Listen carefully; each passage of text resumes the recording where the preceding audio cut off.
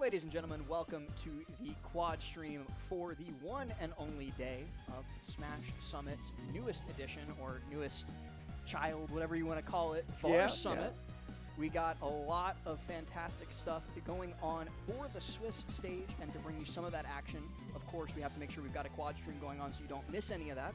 And to bring you the action on that quad stream, we got myself last, alongside my boy Snacks, all the way from the PR. Así mismo, so pretty happy to be here. As well, first time commenting with you, my friend. Oh, yeah. Hopefully it's going to be the last time that this happens. I just started, all right? I just started. I did tell you that I would do something specific if you made that joke on comms. Please don't. I'm going to save it for Top Cut. Exacto, thank you.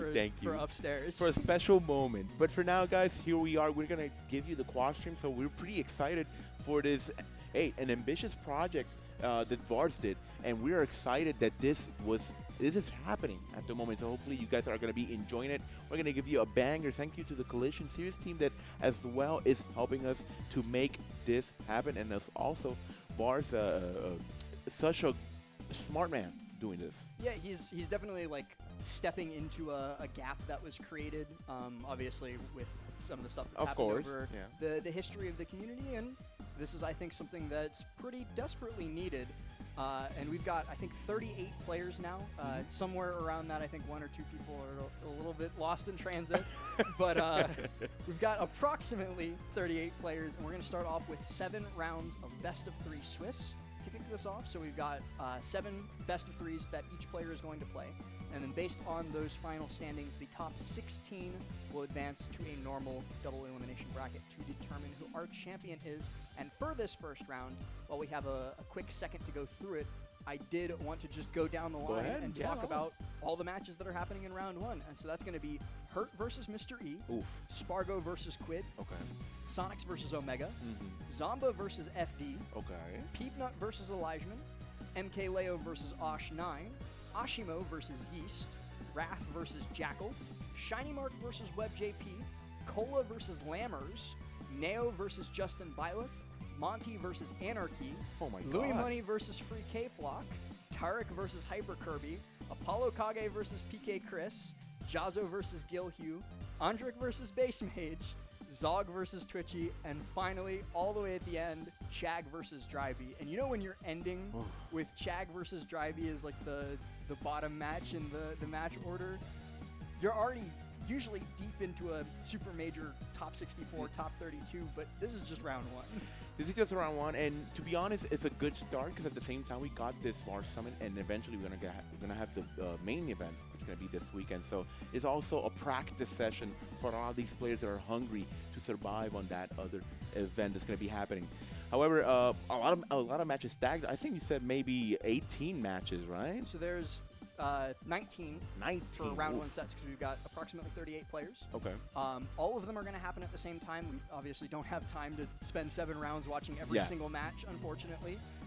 So we're going to have 4 matches from each round on this stream, and then 1 match from each round upstairs on Collision Series TV, the main stream, with the 4-man couch upstairs as well.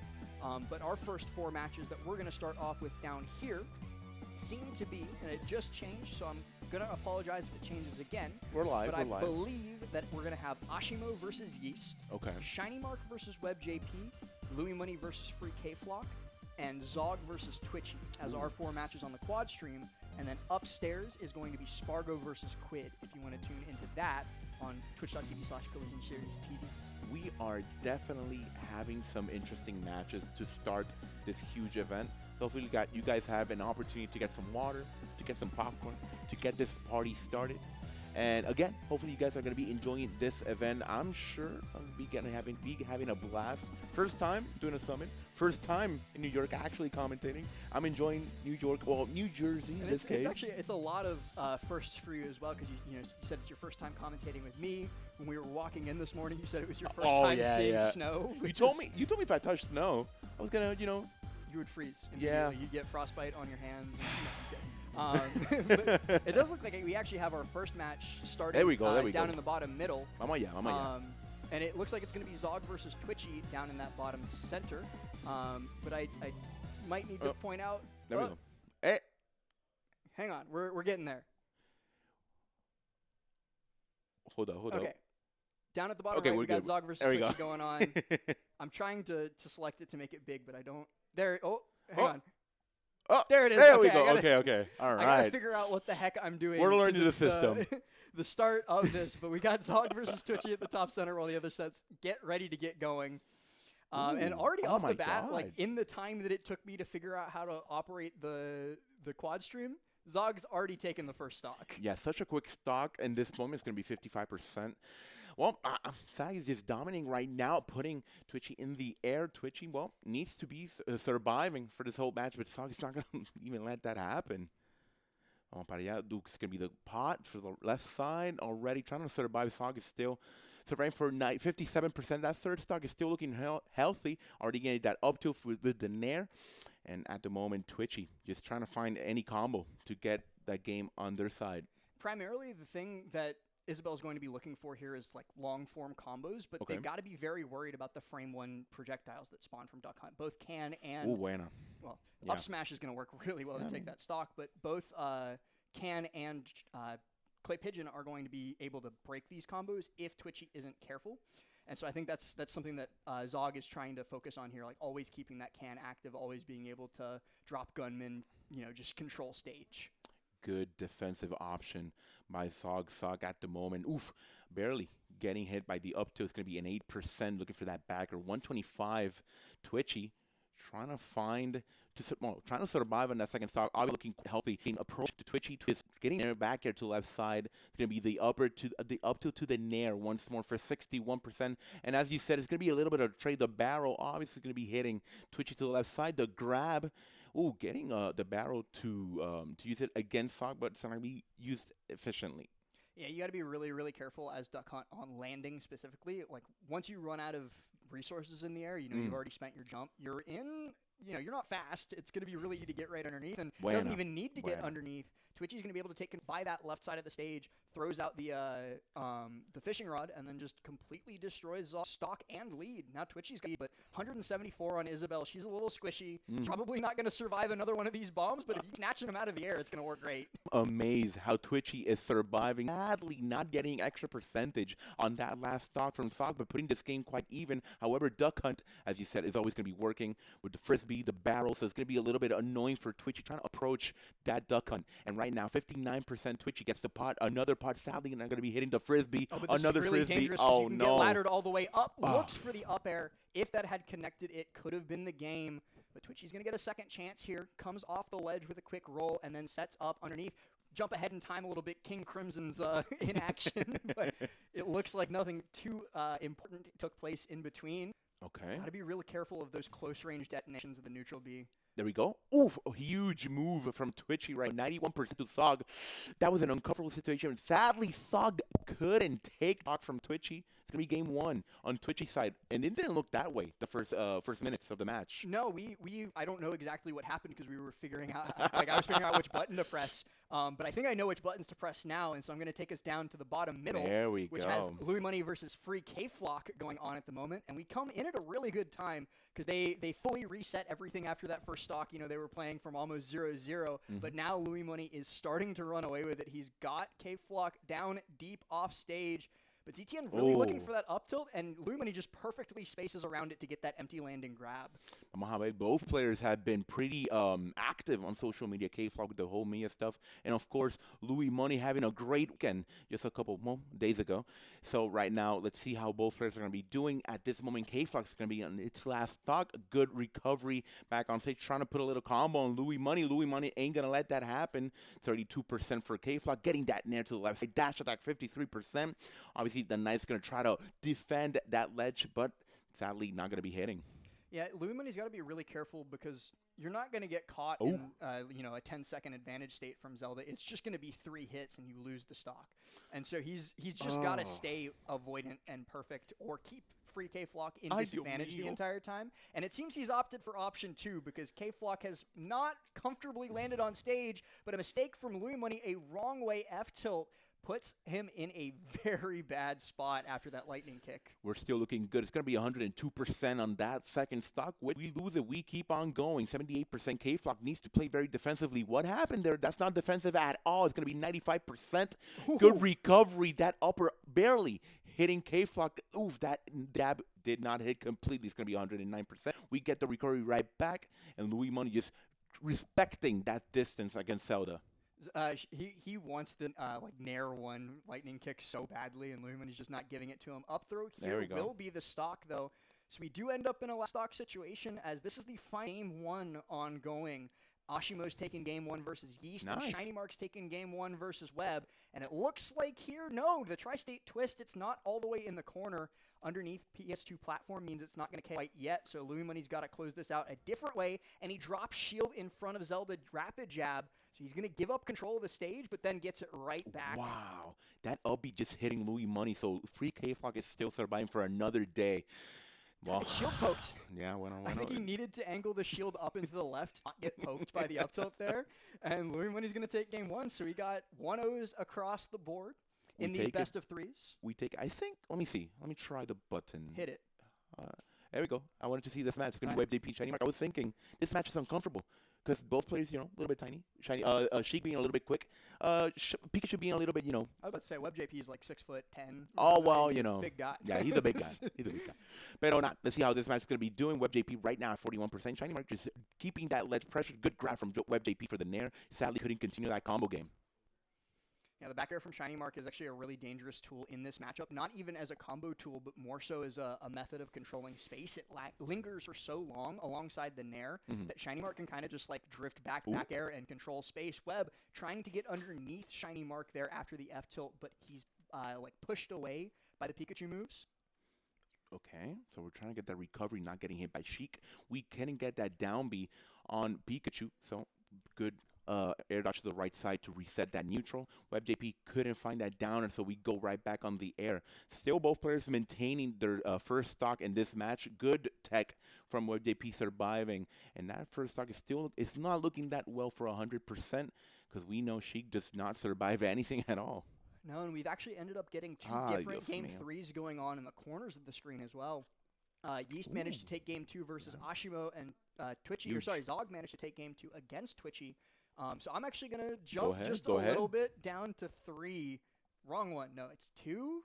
It's wrong. 1. There we go. Wrong. I was wrong all of the times that I could have been wrong to take us over to Ashimo versus Yeast, because if Yeast manages to take down Ashimo in round 1 of this, that's going to make it a little bit harder for one of the favorites to make it all the way to top 16, even in losers. Mira pa allá. Look at that combo game from Yeast. This is going to be a huge win, as you said. So Yeast, we've known he already did quite a good upset with Mr. MK Leo. So let's see how it's going to happen. Thank you, production, for that part. We're going to see Yeast and Ozimo live here. It's going to be 96% for Ozimo. A little bit of a trade to the left side. Still surviving 104%. Still looking good for this match. And Ozimo couldn't find the opening to finish that first stock from Yeast. Oh, but now we jump over real quick to Luis versus ZTN as they start, I believe, game 3, which does mean that ZTN managed to get that win versus Louis Money in the previous game, maybe? Or this could still, actually, it's a minute and a half in, so this, I think it's still the same game. Wow. Damn, second match. Okay. And then looking at Twitchy and Sog, look at that Sog covering that side of the stage, and still Isabel surviving at 158. But one thing we got to see is that Twitchy is still, was still on that first stock. And for now, looking good. It's going to be WebJP now and Shiny Mark on both.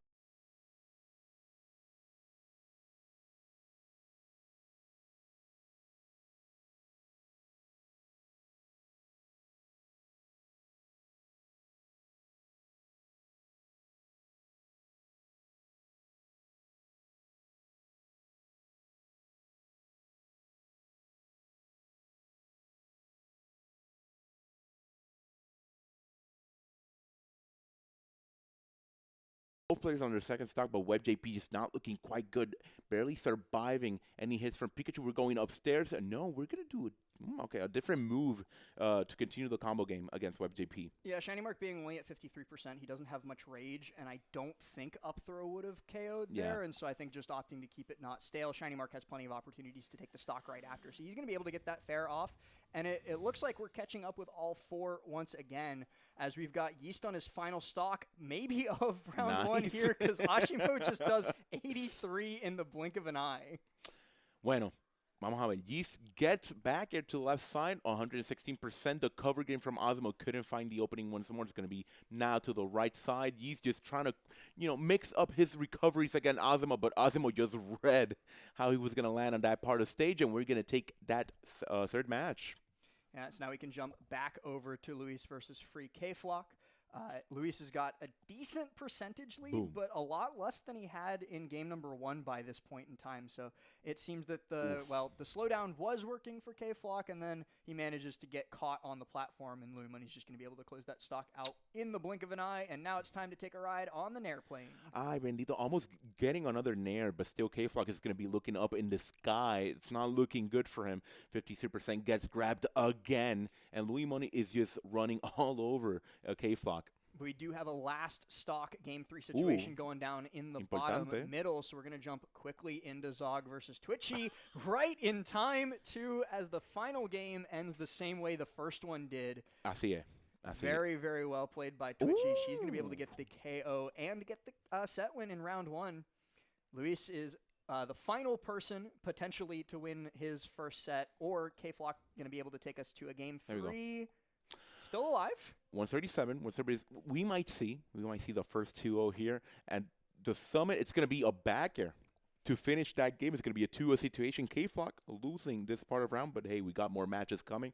Just maintain the consistency, and Louis Money looking very good starting the summit. Yeah, really, really good start. I think trying to maintain the momentum that he picked up from Afterburner just this last weekend. Had one of the best runs of his entire life, and that's saying something. He's been a perennial top 50 player for the entire duration of Ultimate. And he meant it when the year was ending. 2025 was like 2026 is going to be my year. It's the year of Louis Money. It's going to be a good start for him right now. So hopefully he continues dominating every tournament he can go. Yeah, but that does bring us close to the conclusion of round 1 of the Swiss. And so just scrolling on through some of our other results, I already see a pretty big upset. What the heck? Which is Quid winning 2-0 over Spargo. I know that happened on the mainstream Collision Series TV, and so I need to go watch that VOD back later because Quid's back. It's time for Quid games. Elsewhere, we've also got Sonics taking it 2-0 over Omega. Okay. Zamba taking it 2-0 over FD. Osh9 2-0 over MK Leo. Dios mío, Leo has a problem with Leo Brawler. and Spargo actually both have a mountain to climb already. Wow, okay. Ashimo we did just see with the Game 3 victory over Yeast. Wrath going to take it 2-0 over Jackal. Okay, no problem. We saw Shiny Mark versus Webb as well, 2-0 for Shiny Mark. Neo takes it 2-0 over Justin Byleth. Louis Money, we of course saw just win against Free K-Flock. Tarek with a Game 3 victory over Hyper Kirby. So Mugen doing a little bit of work there in a matchup that Tarek is very, very comfortable in too. So it's kind of surprising to see him drop any games against Roy. PK Chris with a 2-1 win over Apollo Kage. Ay, esa está fuerte. It's a very tough bracket. What is this start? Yeah, this is a rough start. And then looking elsewhere in the ongoing matches, lost? There's 3 games still ongoing, which is Hurt Mr. E, Andric Base Mage, and Chag Dryby. But as you exclaimed Dios in disbelief mío, what the already, heck? Cola losing 2-1 to Lammers 44's Me Gunner is also a result that we just saw took place. We are seeing live occurs. This looks like a newsroom right now. Like we're just breaking news. This bracket has been bad already. News, it's already over. It's already over. It's so over already. We're expecting it. That's good. That's huge. Hey, that's huge. That's huge. That's newsworthy for Twitter. And I mean that sets up some kind of interesting stuff going on. So the way that Swiss is going to work for the 7 rounds. Teach me. Mathematics wise, 5 is the score that you need to guarantee a top 16. Okay. So if you win 5 sets across the 7 rounds, you're going to be good. 4 is a little bit more dubious. 3 is very dubious. Some really weird things have to happen for anybody with a score of 3 and X, so it'll be 3 and 4 by the end. Okay. To get through to the finals. But 4 is in also, the middle. Yeah, kind of in the middle. You're going to need some decent tie breaks to get through. So I think all the players are just really going to want to be shooting for that 5 set wins. And with some of our favorites, like MKLeo, like Spargo, losing in this round 1, that's going to set some of those future rounds, especially round 2. Like, it's theoretically possible for us to get Leo Spargo. Already cursed, But, hey, we love to see it. That's what That's what makes Smash to be Smash, man. Like, you know, it happens. We did also just get the result of Hurt taking it 2-0 over Mr. E's Aegis. So one of the top seeds. Aegis, that's true. One of the top seeds is fine. At least it went the way it was meant to be. He's going to be hurting Mr. E 2-0. Momo gave us the notes. He was expecting Lucina at the moment, and I was expecting Lucina, but yeah, I forgot that he was trying to work on Aegis, which, you know, not bad against Snake. Yeah, he's been grinding up the Aegis for quite some time, you know, at like locals and regional tournaments, and so I'm not super surprised to see him, especially at a tournament like Vars Summit, with, you know, the length of Swiss and, you know, getting to fight Hurt in round 1. Mr. E's going to be fine. He's going to win some other sets later in the day. Exacto. Being able to pull out the Aegis in a meaningful set versus one of the world's best players, I think is just great experience. Yeah, exacto. He's looking at it as an experience. Like, okay, I got it. I understand now. And that's the good thing about Mr. E. Like, he's a smart man. He's been around for forever at this point, too, at the top of the game. And, you know, you don't get to that point without the ability to learn from your losses, without the ability to take some of that information and run with it. And so I'm excited to see later in bracket. And I think our round 2, like our matchups are going to shock everybody because all of the seeding is now out of the window. It's so hard to predict with all the early round upsets. Obviously not the best way to start. I mean, that MK Leo and losing already is... Leo and Spargo both losing in round 1. It's concerning. It's because it was Spargo with Cloud, right? Yeah, it was Spargo's Cloud versus Quid's PT. So they did misreport it while we were commentating those sets. Okay. And I almost had a heart attack because it said that Spargo's Cloud lost to Quid's Plant. I was like, there's no shot, right? But it was PT. Okay, it was PT. But still, pretty huge round. Okay, I think we already got an update. It does look like we have the pairings for round 2 out. Go ahead. Because Chag Dryby finished up. It does look like Chag did win that set. So 2-1 over Dryby. Palu win. All right. Yeah, Palu versus Pichu. So our round 2 sets, I'm just going to go down the line and read. We've got Andric versus Chag. PK Chris versus Lammers 44. Twitchy versus Neo. Hurt versus Zomba, which is like a Genesis Grand Finals or like a Losers Finals or something. We hope we can see that. Shiny Mark versus Osh9. Louis Money versus Elijahman. Tarek versus Quid, which is also a fire set. Getting to see somebody who like never goes to tournaments outside of New York facing an international player. Ashimo versus Wrath. Also going to be probably a long one, but a fun one.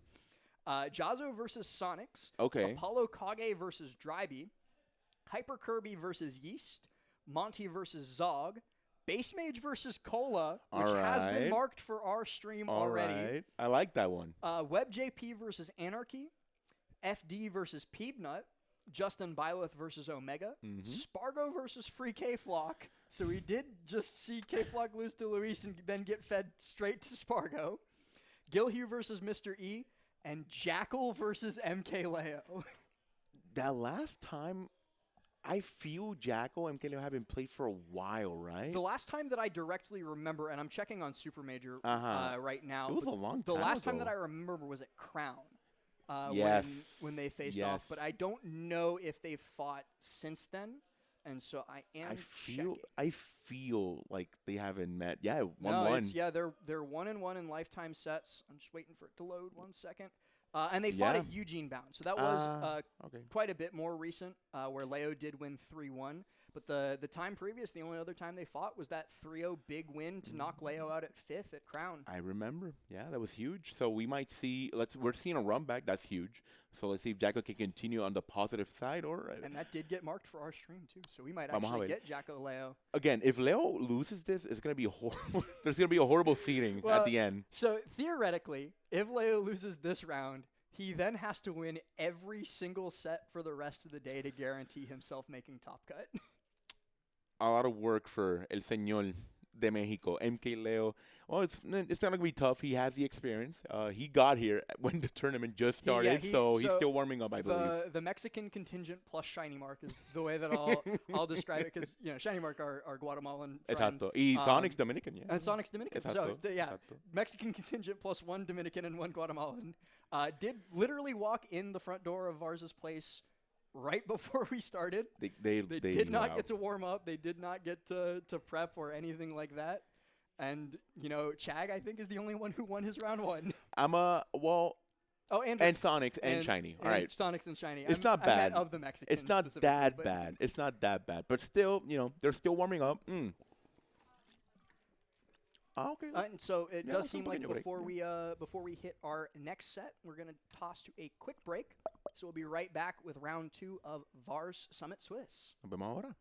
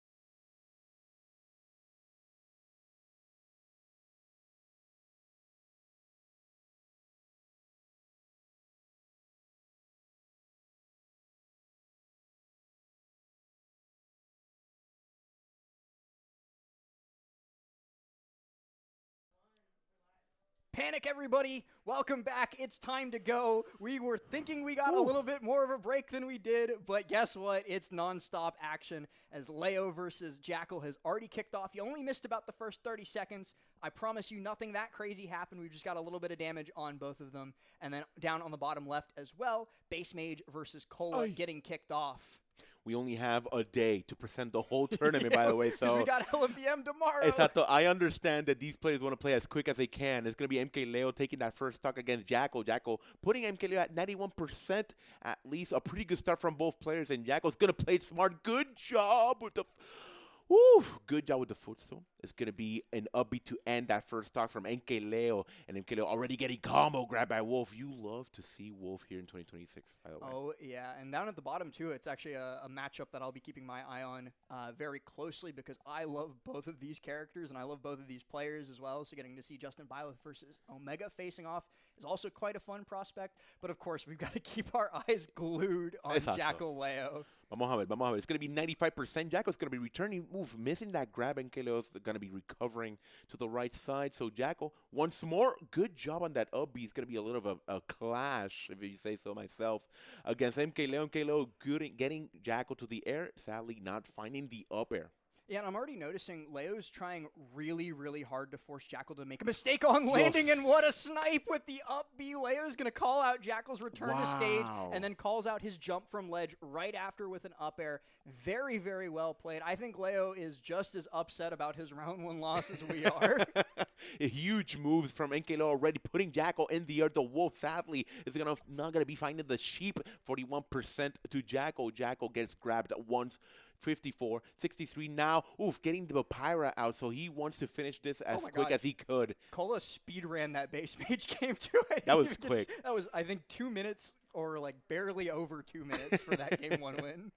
All right. 133, 76. Jackal trying to find the option to finalize that first stock from Leo is going to be a 1-1 situation. 76% to Jackal. And we're looking on the downside. That right side is going to be twitchy on his last stock, on their last stock, my bad. And now on 108%, looking dominant in that match. Yeah, Neo's already looking so good against Isabel. I think that's the East Asian difference, where they have all these weird characters to practice against at the local level, where, if you run into an Isabel and you're American, where are you going to get Isabel experience? But if you run into Isabel and you're playing, guys like Kept at locals, you're fine. Yeah, there's maybe like 5 or 10 Isabels around Japan, maybe.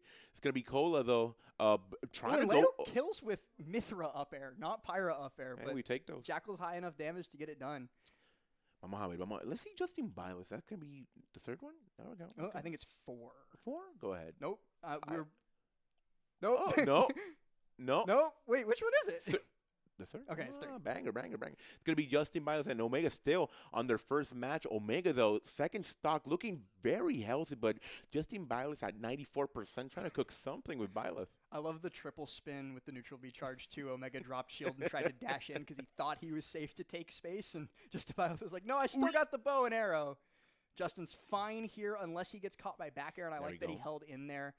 Omega expected him to go down low, but it feels like he's just bleeding out here. I don't really think that there's a way for Omega to lose this game. Oh. And, yeah, he's going to get the drag down up air into the down smash. You just love how he took him out of the platform to get that kill. That's awesome. It's so hard to land above Omega because you will just get dragged to death. That's funny. So right back to Jack on MK Low. Both players are still in their first stock. Looking quite even. I have to jump to go ahead. Cola base just because this one's going to end soon. Oh, my God. It's almost over for Base Mage. Unfortunately for Troy, he's just having so much trouble getting anything started. And even that kill, he finally gets that first stock off, but it's only by virtue of a one-hit edge guard as Cola tries to make his way back to stage. Oh, I like that bait with the upbeat. I mean, with the slide in the air, but sadly, Cola is still going to get Bassmage for 35%. Look at that downer, still getting Bassmage in the air. I think this game is about to be over anytime soon. That bubblegum ain't surviving once more. Yeah, I love that runoff up air that Cola did off platform to just keep the juggle going. Usually you'd expect the Jigglypuff to be really comfortable in the air, but Cola just managed to shark the unsharkable. Oh, and we actually got it. We got a Yoshi's game. Oh my God. Finally. I heard all the players beforehand. A lot of them were talking about gentlemaning to no Yoshis, but I know for a fact that Justin Byleth was so excited to play on Yoshis at some point today, and so Omega didn't ban it, and Justin took his chance. Seeing Yoshi's story right now is huge. So let's see how it's going to be played out. 89%. Justin Byleth is still getting dragged in the air, and Omega's just dominating with those guns. Man, Omega's just vibing in this whole match. Yeah, typically, Joker really struggles out of shield against a lot of characters, but with the way that Justin is landing, especially especially in front of him with these landing nairs, it's really easy for Omega to just footstool gun and then to do whatever he wants after the fact. Dude, Justin, are you coming back? There we go. I mean, it's impossible to die on Yoshi's with Byleth. Sorry. Hey, Mohamed, just in case. Mohamed, do we see something from Justin at least putting Omega on 102%? Still, couldn't find that dash at that dash percentage. attack might kill if it connects, but I think he's too high percent to connect. Exacto. Mohamed, slowly, patience is the virtue in this whole match. Good tech, but sadly, not going to be losing that stud just yet on 150. The side B to try to put Omega out of there. Nice the side B job. from below the ledge. So smart from Justin. Catching Omega, getting aggressive, and taking first stock. Un aplauso by Justin. Good job. Gets back. Still, dude, surviving on 159 in Yoshi is criminal right now. Come on, just take it out. Byleth's chunky. Got a lot of armor on the frame. Down at the bottom left as well, we do see Jackal taking Leo to a game 3. So we'll have plenty of time to tune into that shortly. But for now, Omega really needs to take this stock. He's not going to have Ledge Invincibility. Kill him when he grabs Ledge. No! Dude, Omega, what's going on? I don't know what option Joker has to hit there, but I don't. No. No. Up-angled F-smash, one of the strongest knockbacks in the entire game. Justin manages to tech the drag down up air and everything, and he's still alive at 189, 199. Can we get 200, please? For the love of God, Omega, just finish it. All right. He did go over 200 after the hit, but I don't think we count it here. 200 in Joshi? 200 in Joshi last? That's horrible. Come on. But the scariest thing, though, is that this game's like nowhere near done for Omega. He could just get an Arsene and steal a stock. Es cierto. Joker has that advantage, so let's see if Omega could try to get this game back. But Justin right now having a huge lead, a way better lead than he had on that first match. And right now, Omega just doing pretty good combos, putting Justin Byleth in a roller coaster on that platform. Finally, 57%. Misses the down tilt, and Justin Byleth recovers once more on that ledge. It's going to be 67%, recovering, doing a little bit of a neutral. Yeah, down at the bottom right, we do see Neo taking a pretty comfortable 2-0 win. And look at that, the up throw off the top platform. Yoshi's is not just for the Byleths. Joker can do some really mean stuff, too. And what did I say? Just like that, It's almost back to fully even thanks to the machinations of Mr. Arsene. We're not going to stay on this one too much longer if it doesn't end, though, because we do have Leo with a one-stock lead in Game 3. Justin going for it all down low, but he's going to be able to make it back to ledge. That wall, it's like a Kalos wall. Byleth's going to be able to recovery mix for hours and hours. Drag down fair one, F smash. I feel like I might have accidentally spoke that into existence, and so I'm a little bit sorry, Justin. But we do have to jump straight over to Leo versus Jackal because this is Game 3. Jackal managed to take Game 2, but it's looking like Leo is just completely cruising his way through the rest of this Game 3. He's got a pretty significant lead as we jump in. There we go. All right. A good pick for this match. Leo has an opportunity to get this match on his back. It's going to be 73% for Jackal. Saibe with the Pyra trying to cover that platform, and Jackal just playing very patient, trying to find an opening, but sadly gets swept by Pyra at 95%. Another combo game like that, and that stock is going to be over. So Leo is just being very patient, trying to find a sweeper. In this case, good grab from Jackal for 23-34. Look at how that percentage is accumulating right now. Good job. Gets the backer for 71%. Huge job. Can we find a punish in this match? Oh, Mithra cannot make that back. Oh, barely. Yes. Magnet hands on, but instead Leo gets caught spot dodging by a raw F smash. And I might have started to count Jackal off when we jumped into this, but I should not have because he is completely dominating as soon as we start paying attention. Catches Leo trying to go high with the F tilt, and it is all over for Leo's second stock. It might be all over for Leo's third, too, because Jackal gets a quick little bread and butter for 45-53. It keeps counting, and so I've got to solo commentate this because Snacks in his Latino pride cannot look at this. This can happen. Come on. Well, let me not be biased. It could happen, but in this case, MK Leo needs to get this game back. It's going to be the second stock for Jackal, looking still pretty good, 112%, but Aegis could try to finish it. However, do we find the recovery? We do. Looks for the upper. Good job. Trying to get the side B to try to reset the neutral, but sadly that up smash is not going to be hitting. No, that's not looking good. Jackal has a good opportunity to finish this game off. Off stage again. Leo's been having so much trouble getting back on against Jackal's ledge traps and edge guards, but he does it this time with a high up B. He's going to even up the stocks, but the percents are anything but. Leo goes for the tech chase there and then doesn't follow through. Just kind of sits there in shield for half a second, but he's still getting all this early Mithra damage. This is exactly what he needs. Jackal's a little bit desperate. At least 41% is only the percentage being added, although Pyra is active. His back throw's it. That's it. Jackal wins. Incredible stuff from Jackal after losing game 1. He just switched into an entire new gear that I didn't know he had. That's another huge win for today. The Vars Summit is cursed for MK Leo. An 0-2 situation in the second round. Crazy stuff's going down at Vomit, man. That's all I got to say. Run it down. Let me see what else is cursed. Well, it looks like most of the other games are actually ongoing right now. But for the off-stream stuff that is concluded, we do see a 2-0 win for Hyper Kirby over Yeast. Okay. A 2-0 win for Peebnut over FD. All right. We saw that on stream, but a 2-0 win for Omega over Justin Byleth. A 2-0 win for Spargo. So the other Mexican GOAT is not 0-2 currently. Spargo is 1-1. That's good. 2-1 win for Jackal over MK Leo, and then all the rest of the games are ongoing. And so I think while those conclude, are we going to hop to a quick break? All right, so we're going to. Okay. Let's do a little but before we go to this break in between round 2 and 3, we of course have to talk about a couple of the ways that it is possible to support the Vars Summit, and the easiest way to do that is to check out Vars' YouTube channel. He's got 3 of them. And he's got a different, style of game on all 3. His primary one is League of Legends. His second one is gacha games. I think he talks a lot about, games like Zenless Zone Zero, Wuthering Waves, Genshin, etc.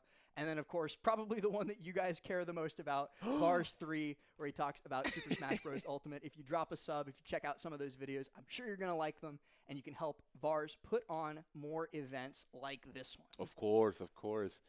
Vars being so ambitious and as well, please, this has been a huge project for Jin or for Vars. So please go ahead and try to support our friend Vars I to think we're make it. really close to the Yeah, goal as I think well. we're 500 Yeah, when I plus. Yeah, when I checked this morning, I think it was about $500 Sato away thing, from we're close. the final goal.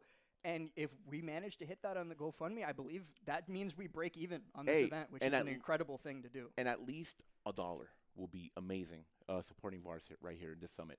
Yeah, exactly. But we also have to shout out Super Fusion, which is happening on March 21st and 22nd in this year. So in just Ooh. 2 short months, it's got all of the games that you could desire with Ultimate, Melee, and Rivals of Ether 2. So if you're in the tri-state area, or if you're looking to travel out to one of Collision's most fun events of the year, you can check out all the information at start.gg/superfusion. I heard it's gonna be super good, so go ahead and All right, man. go ahead and support it. And of course, the Collision Series team, they have their various channels gonna be on Twitch, on Twitter, and YouTube. Thank you to the Collision team that is gonna be helping Vars in this amazing prize. So please go ahead and support the team as well. But with that, we also have to shout out Normal Fusion. It's not quite super, but it is still pretty fun.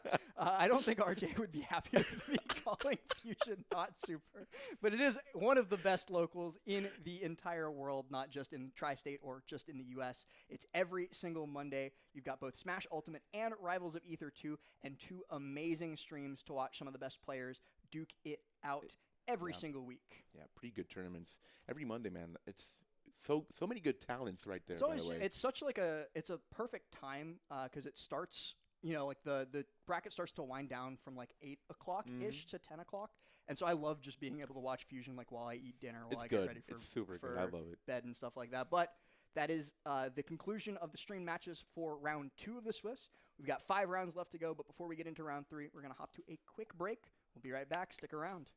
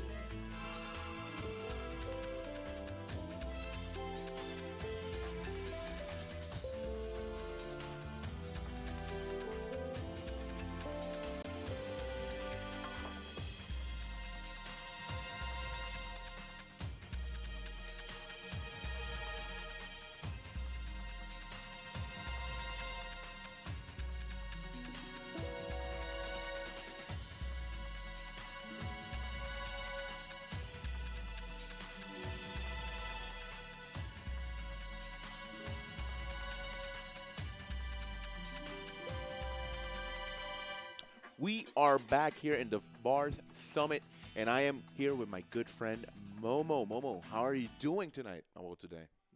Sorry. Snacks, I am feeling pretty fantastic. I'm not going to lie, man. We're finally jumping in here to Swiss round number 3.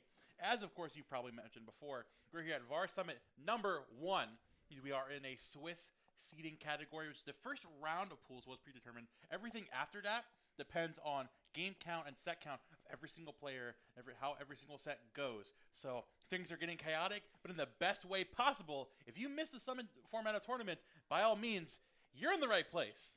Manuel, the matches have been intense, a little bit off the rails these first 2 rounds. So let's see how this third round is going to be looking. At the moment, we got Neo and Samba going in a minute. Shag and Louis Money. It's going to be Tarek and Osh9. Wrath and Lammers 44. Cola and Shiny Mart. That's going to be a good one. Ozimo and Quid. Zog and PK Chris. Hyper Kirby and Hurt. Apollo Kaga and Jazo. Omega and Andric. We actually got our first set coming up here. Go ahead. Bottom right corner, we have got Hyper Kirby and Hurt. Actually, Hurt already. Is this true? Hyper Kirby's up a game? Is this real? Wait, what? Oh my goodness! I mean, okay, an insane pop up from the beginning. I was gonna mention in a matchup like this, obviously, like sword characters typically can do like a little bit of a decent job against Snake, but obviously struggles to pressure him with grenades in hand because they have no real way to like deal with that. I think with 2 characters specifically, Pyra and Roy, they have a special aspect of their sword where the disjoint hitbox actually is a flame sword. Exactly. So it can actually explode those grenades and pressure Snake up close. Look at that. Look at that. Good job with the grenade pushing. Hypercurve for a bit. Good job with the grenade once more on that ledge. Sally's not going to be working that efficiently. And right back, we're resetting that neutral. Hypercurve is going to slowly but surely try to get close by almost asking for exploding next to him. The grenade's going to send him on platform. And just Hypercurve trying to move around with the grenade. And Apollo Kage just throwing it all over the place. And just a good job by Apollo not permitting Hypercurve to be not even close against him. Rush down there with that Delta again, trying to catch that high recovery. And Hypercurve is doing a fantastic job playing a grounded game, making sure that you don't get over aggressive against a character like Snake. Snake can absolutely dominate the grounded game, absolutely dominate the aerial game as well, especially forcing you into a very problematic loop-de-loop and pull, and your stock's not looking too good. But that, oh my god, the backer is still not going to take it. No, hold up. Apollo had a grenade. Backer, the grenade has saved him. Yeah, amazing job. Hurt's still looking pretty good right now, though. 147 looking pretty healthy. Max Rage on this Snake. One good lingering hit from the Roy most certainly will do it. We're looking for that jump in, looking for the aggressive option. Again, Hurt's been in this position before. He has absolutely no obligation saying, look, I've got 5 minutes. I've got nowhere to be. I'm sipping on my pineapple, orange, and guava juice. I got nowhere to be, buddy. The way it was meant to be played. Finally, fair to the right side, still not taking Hurt's first stock. 170%, a huge percentage on Hurt. But at the same time, he's just looking very dominant. Good job. The up till finally going to be taking that stock. But, dude, 109% to Hyper Kirby. Just a big percentage against Roy. Now, Snacks, tell me something. Te digo. So, what do you think? If you are Hyper Kirby, how do you make up such a snowball, especially with the stock taking right there? Like, a lot of characters really struggle to bring up the difference against Snake when he gets a lead. What do you think Roy should focus on to try to make up the difference here? Have faith. You know what? God bless. Have faith, command. Inshallah and in lead.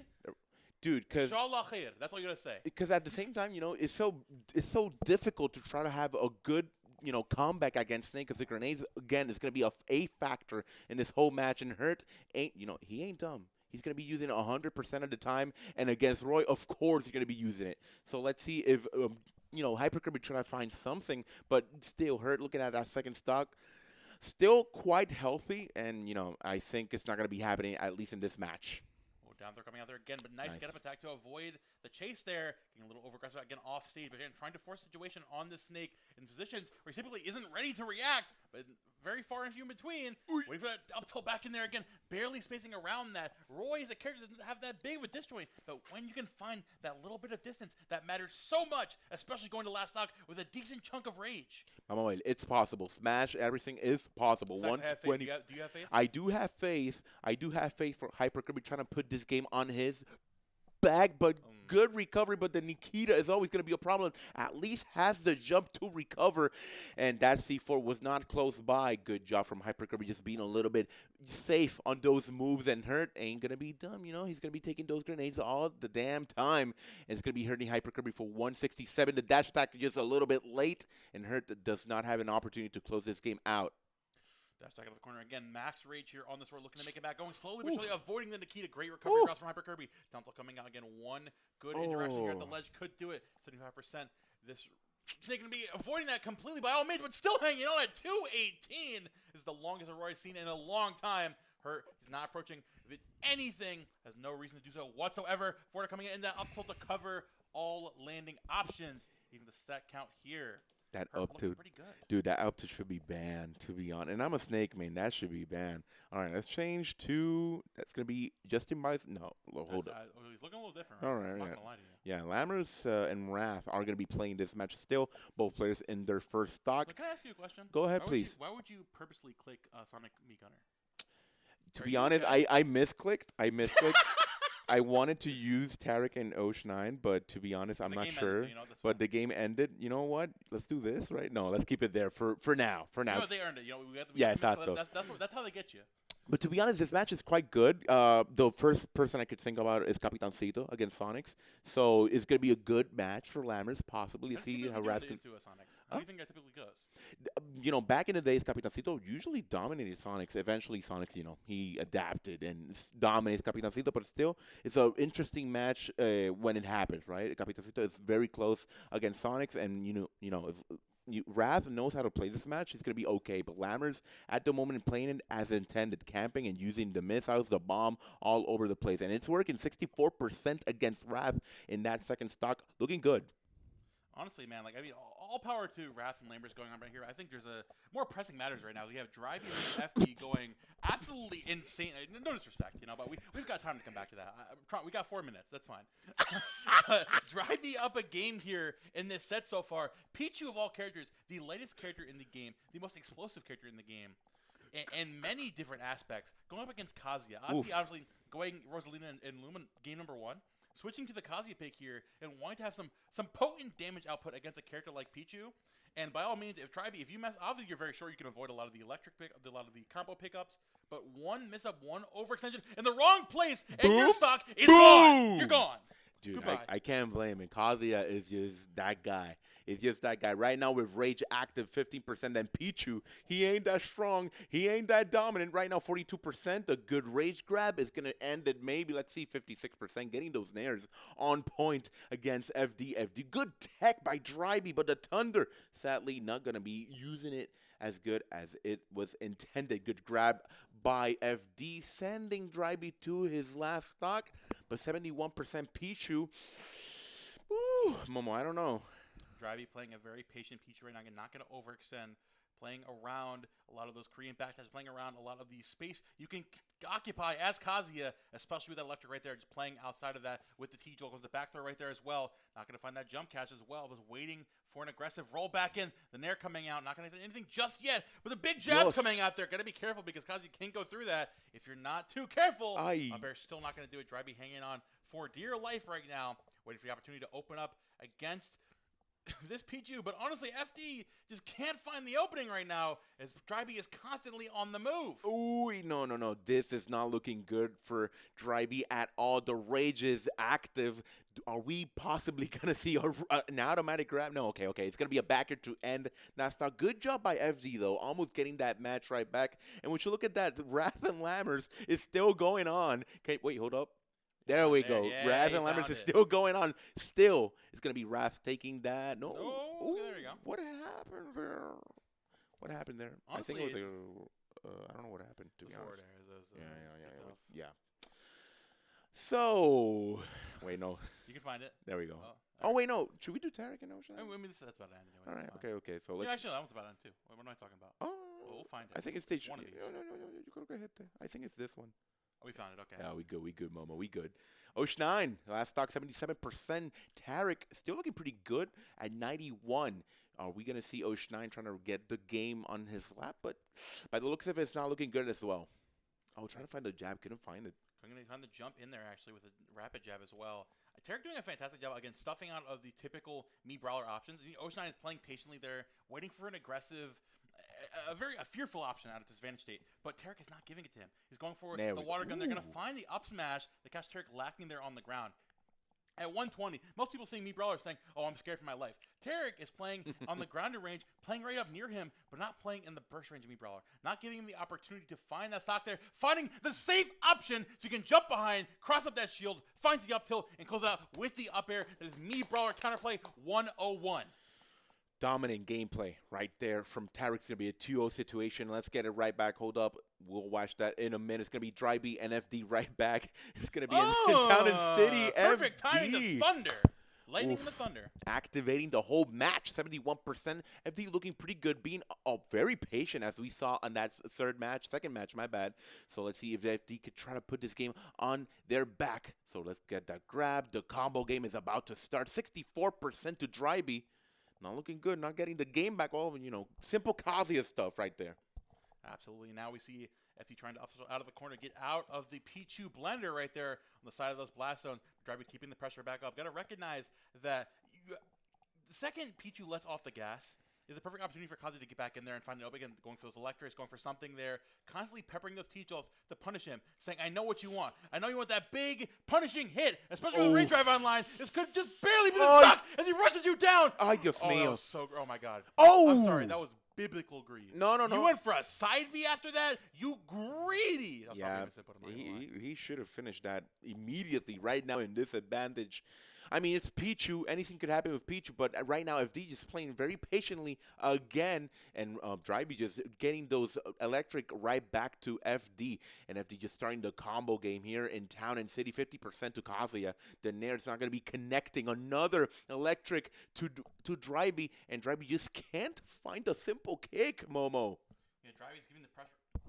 Dryby doing a great job of this Pichu right now, trying to force him back away. But FD, again, covering with that Kazuya perfectly. Going to catch a landing there, playing around that T-Jolt, waiting for this Pichu to make a move. FD's grounded game has been fantastic so far with the Kazuya. Now waiting for Pichu to overextend with the T-Jolt. Not going to let that happen. Not going to find that trump either. But one swell kick, like you mentioned, and FD brings to a last stock scenario. Hey, Kazuya brings this game back, especially against Pichu. Pichu needs to be patient. FD playing it as is intended, finding the possible connection to end this match. It's a game 3 situation. Last game, third round. What are we going to see? The combo from Kazuya or just FD dominating Dryby in this last match? 28%. Dryby getting hit by that up tilt, gets grabbed again, and we won't see that fair. But another grab from FD, trying to find the bait to the thunder, but can't find it. 151 gets the electric, and the simple electric kick to the left side is going to end it. 2-1, FD is going to continue dominating this whole round. Dryby said, oh, hey, electric kick, that seems pretty interesting. Let me do that for myself. As Dryby taking the set 2-1 with the Pichu. Very fantastically well done. Again, it's the EU representation, not only being from a region who's been like that's been a little bit of the struggling side as opposed to Japan or NA, the activity of the scene, but representing a character like Pichu in the big 2026. Dryby really represents the love for Ultimate that we all still have. Some of us deeper than others, but I definitely still have the love for Ultimate in there. The game's amazing when you play in the situations like this. Again, where it's down to the wire. You've got it all on the line. You've got all that rage built up and all the mishaps that are galore, and you're still able to put out the aggressiveness and stuff those options just like that. Dryby honestly put on a fantastic show. Good energy from Dryby continue. I mean, not from Dryby, from FD continuing to that with that win in the third round, and we are going to see another round coming up. But before we go, we got to see what is happening in this third round. We see Omega beating Andric. Apollo Kage and Jazo are still in playing. Sog and PK as well. A lot of matches still have not ended. Funny enough, I thought Wrath and Lamb was going to take long. It was a 3-stock from Wrath at that last match. So a 2-0 situation from Wrath continuing as well. We call it a speed run. That's true. And then Samba and Nail. Samba took the W against Nail, so another pretty good win from Samba. Of course, more matches are going to be happening along the way. Hold up. This is huge. Twitchy beat Peanut. Huh? That's huge. Wait, that's huge. That is huge. That's a huge upset. Oh, my God. And one last time, MKLeo finally got a win against WebJP. Over MJP. Very good stuff there to MK Leo. I And mean, of course, yeah. as we keep going here on the collision side, we got to keep the lights on. We've got some wonderful ads, some people supporting the event. First of all, we have got the Super Fusion happening March 21st and 22nd, 2026. We've got Ultimate, we've got Rivals of the 2, and we've got returning, we've got Melee happening all in the old collision venue. If you were there before, if you remember how things went down, we had a heck of a time. 512 person cap, Damn. 256 player cap per game. You should check it out right now. Start.gg/superfusion. You do not want to miss out on this amazing event. That's going to be super. Yeah. And then that's gonna be super. And then the Collision Series team as well, supporting us here in the Vars Summit. And at the same time, we need you to support them. Follow them in their social media, and Twitch, and Twitter, and YouTube, and keep supporting the team, the content team here in the east side of the US of A. So go ahead and give them a follow. And of course, we can't mention the Super Fusion while mentioning the OG Fusion happening every single Monday at the River City Arcade in Rahway, New Jersey. Smash Ultimate and Rivals of Aether 2 happening in an amazing arcade. So even if you're not playing in bracket currently, they still got the redemption brackets.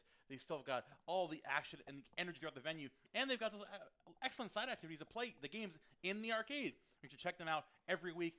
Twitch.tv/Collision Series TV for the Ultimate bracket, and Collision Series TV 2 for the Rivals of Aether 2 bracket. Start.gg/fusion every single Monday. Of course, we need to shout out Vars. As you've seen, Vars has 3 channels as League of Legends, Gacha, and Super Smash Ultimate, of course. So if you can, please go ahead, scan that QR code, and give him a follow. Thanks to him, we have another chance to experience a summit. So we are grateful for his idea of making this happen. So go ahead and give him a follow. Absolutely. And speaking, of course, of Vars Summit #1, if you guys want this to happen, again, make sure to check out the GoFundMe on your screen currently to support the amazing people putting this event together, whether it's the Collision Series staff, whether it's the players coming out and helping them travel and whatnot, whether it's the wonderful professionals I get to work with on the commentary roster. Oh, my God. The current goal is $3,000, and we are very close to $2,500. We are only $500 away from making it to the end. Please, it's obviously understand for bigger scale events. You might think, oh, why would they need my money? Listen, everything in Smash comes from grassroots. It comes from supporting one another. It comes from putting all our heads together and putting out an amazing product. So if you want to see more of this, you want to see some more amazing Smash action, make sure to check out the QR code and support Vars Summit #1. Exactly. That's it. That's it, Momo. We love the energy we are bringing here today, tonight, tomorrow, whenever you can. We are going to go on a little break for round 4, okay? Don't go anywhere. Just give us a minute, okay? Okay. Bye-bye.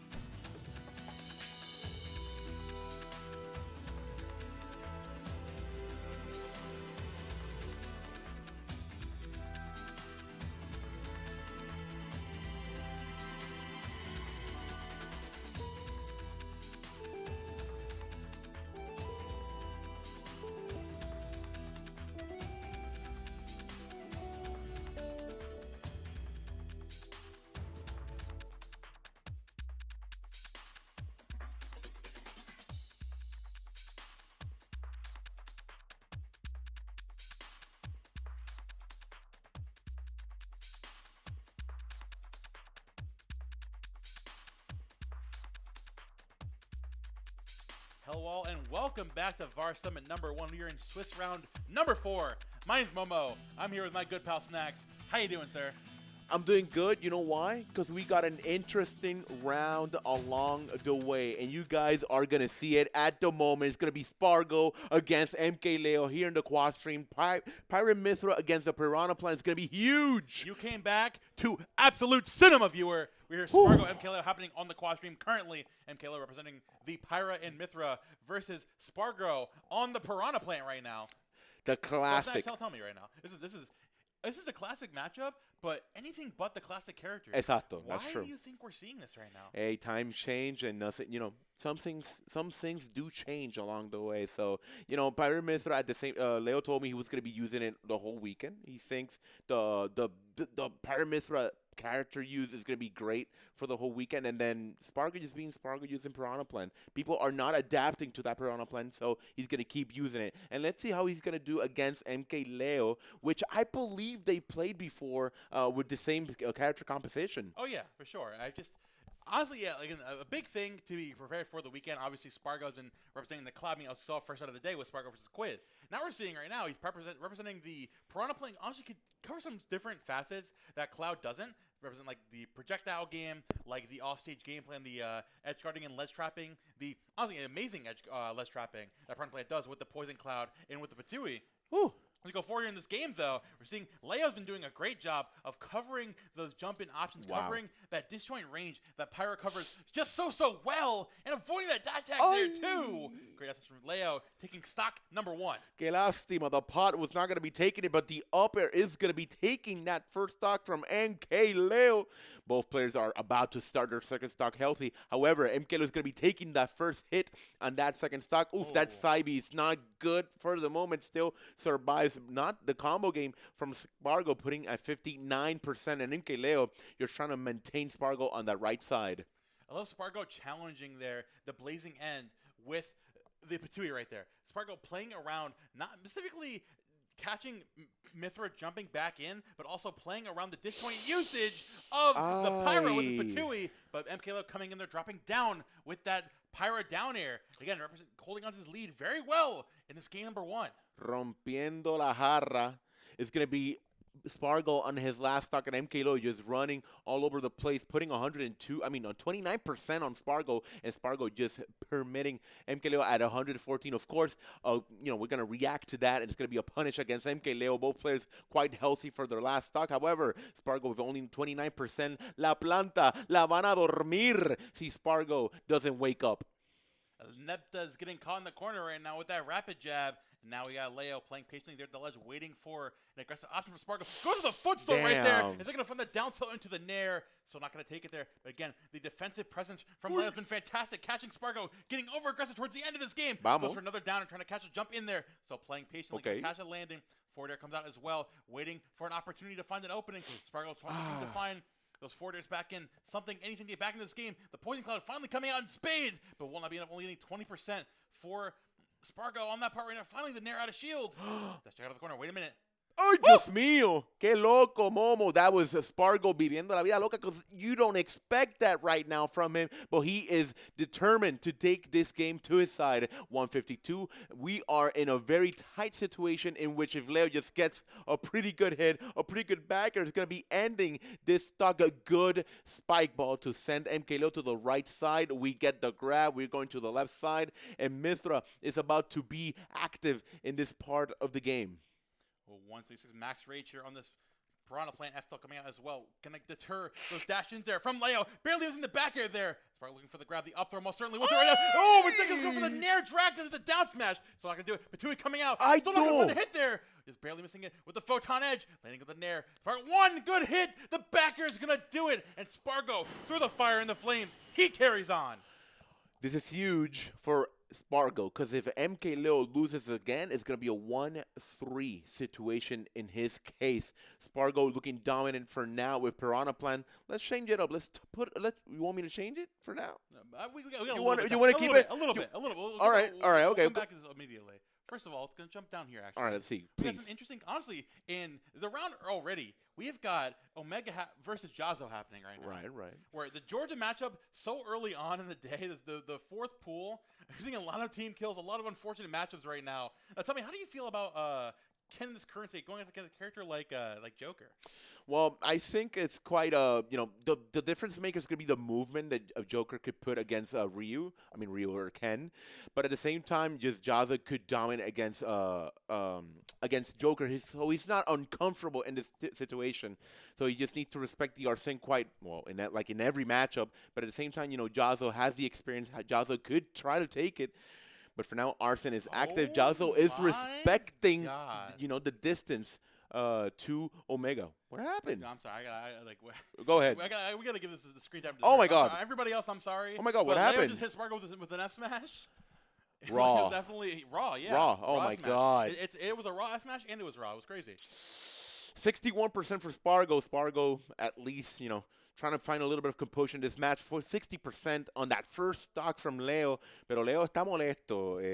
Leo is pretty mad that he lost that first match. He is tryharding right now. You translating for me in real time. I got you. Great go-gasser here. But now we have Spargo again trying to encroach on this Mithra, setting up in center stage. Gets over-aggressive there with that down special. MK Leo catching Spargo playing way too overzealous today and calling him out in spades. El Hueso. That was beautiful work from MK Leo. Spargo finally has another connection to Leo, but sadly couldn't take that stock. And Leo surviving that back air from Spargo and putting combo game at 50% to Spargo. Spargo gets the re-grab. Obviously, he's going to be getting hit. That downer was going to be huge for this match, 151%. We do get the recovery. Good job. Do we recover? No. Slowly but surely gets another upper, 96%, and it's gonna be over. Oh my God, a 3-stock. Oh, 3-stock. We're gonna stay in this match, right? Are we gonna? Absolutely. Man. Yeah, we're not changing. I'm so sorry, guys. We're gonna mention Zamba taking it over Chag and Jackal 2-0 over Neo. Nice. Jackal taking it over MK Leo and Neo is on an absolute tear today. Huge gameplay from those two players, but Spargo and MK Leo are just intense. A 1-1 situation, and Jazz and Omega. At least, go ahead. Let me tell you. So let me ask you something. Pregúntame. So with game number 1 going to last stock scenario and Spargo barely taking it, and Leo getting a 3-stock, what happened between those two games? Leo just activated the switch. I think Leo just I'm not trying to be that guy, but he did actually just activate the tryhard mode. Like, he cannot let that happen against Piranha Plant. Aegis does quite good in this whole matchup, and he's just going to let that plant dominate him? No. We got to try to be active. We got to recover. We got to have that mental on. But Spargo, we got to know, he's the best player in the world. So we got to understand, he was the best player. Yeah, exactly. Las cosas han cambiado. Things have changed now. But he's one of the best players, so he can adapt as well. I really appreciate you mentioning the matchup here, because I think that's what Spargo definitely needs to lead into more. Yeah, obviously, Aegis has an inherent advantage against most characters, right? But Piranha Plant has a couple things you can lean into, whether it's using the Poison Cloud to deter those dashes in, using Patui more, placing in place to get rid of those dash attacks, or those jumping downers. MK Leo's been going for a lot of those downers in place. And Patui is a perfect don't down air me button. So get the freak away from me.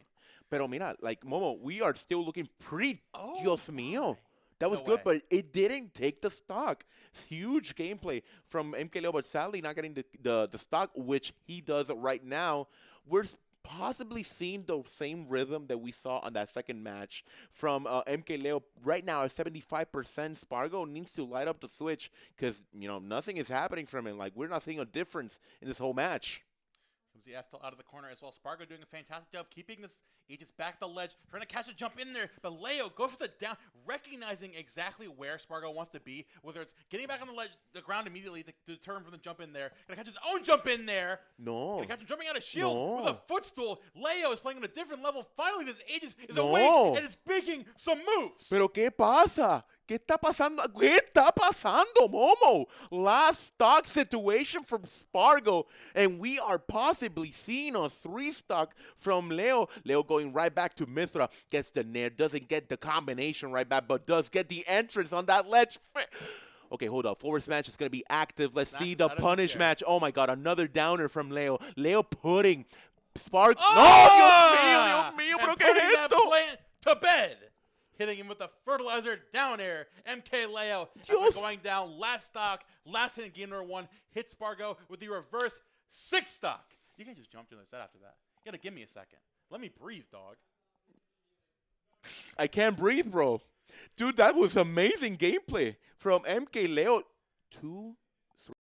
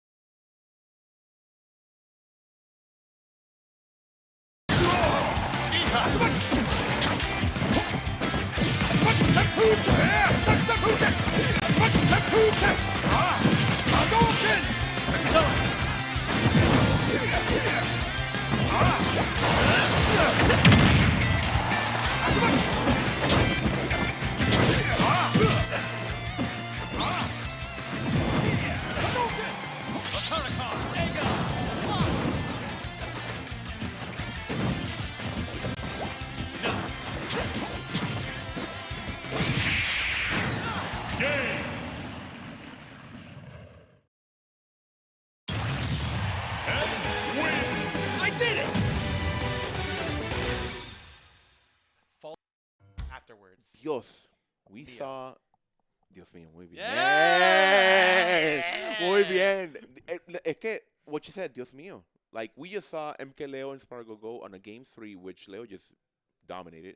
And sorry, guys, if y'all wanted to see the other stuff, we needed to see MK Leo and Spargo. Yeah, I mean, it still saw it. Yeah, It was y'all on saw it the on the screen. sides, right? But MK Leo and Spargo was another great match. And then Omega and Jazzo, last hit, last situation.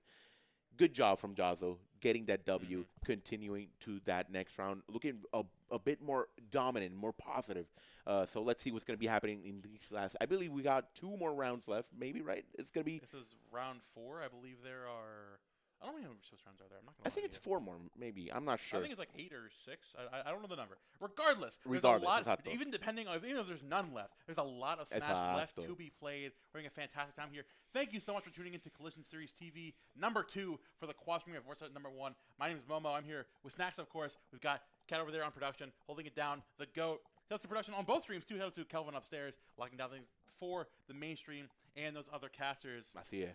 We're having a fantastic time here today. And speaking of that, I believe we're going to be jumping into some ads. Yeah, go ahead. And of course, we have got, if you want to support this event, you want to see all the amazing Smash, like I mentioned before, make sure to support Vars Summit number 1 through the GoFundMe.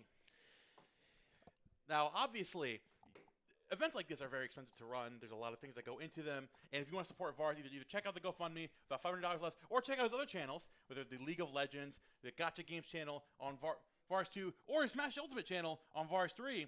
You can also check out those QR codes, scan them right now, and tap in and join his community. And again, support the people behind this amazing event. All right, and of course, we got the Fusion. Join us every Monday for Fusion, the largest weekly Super Smash Bros. And Rivals of Either 2 event in the U.S. of A, hosted at River City Gaming in Rahway, New Jersey. Fusion brings stacked brackets, plenty of friendlies, and an on-site arcade, as you said, and a community that's passionate and driven, with easy travel by car or train and great food spots all around. There's no better way to spend your Monday night. Don't miss your chance to compete, connect, and level up. Register now at star.gg/fusion or go ahead and tune in their Twitch. It's going to be Collision Series TV and Collision Series TV number 2 right down on Twitch. And speaking of Fusion, we get to mention the next step up. We had Fusion Major, we had Fusion Major 2, we had Fusion Plus, and now we're finally here at the Super Fusion. The Collision team is back March 21st and 22nd, and they're taking one of the largest, long-standing weekly events in the community and turning it all the way up. Introducing Super Fusion, the Fusion Super Major. Super Fusion is a full-scale, multi-day super regional event featuring Super Smash Bros. Ultimate, Rivals Laser 2, and the long-awaited return of Super Smash Bros. Melee. Expect heavy competition, stack brackets, Fuse iconic redemption bracket, and plenty of brand new moments you won't want to miss. Spots are limited, and as we saw before the other day, the first 100 discount spots are already gone within a day. Wow. You will be at the Fusion Super Major. You don't have a choice. Check it out right now at start.gg/superfusion. We might see later on a super fusion, but right now join the Collision Series community. Collision Series is about creating unforgettable experiences from high quality tournaments and production to celebrating the most talented gamers from every background. Our mission is to foster fun, unity, skill, and sportsmanship across the gaming world. Be part of our journey and help us grow. Follow, share, and connect with us on Twitch, on Twitter, and on YouTube. Let's build something amazing together, support our growth, and join the next big moment. And that is right, guys. We are finishing this round 4, and later on we're going to go with round 5, 6, and 7. So please stay tuned. For more action at Vars Summit #1 here, make sure, if you're not tuned in, make sure to tune in on the other stream as well at Collision Series TV #1 and 2. We're going to take a quick break. Make sure to grab a snack, go use the bathroom, go make yourself some popcorn, but don't go anywhere. We will be right back with Vars Summit #1. I'm so disappointed.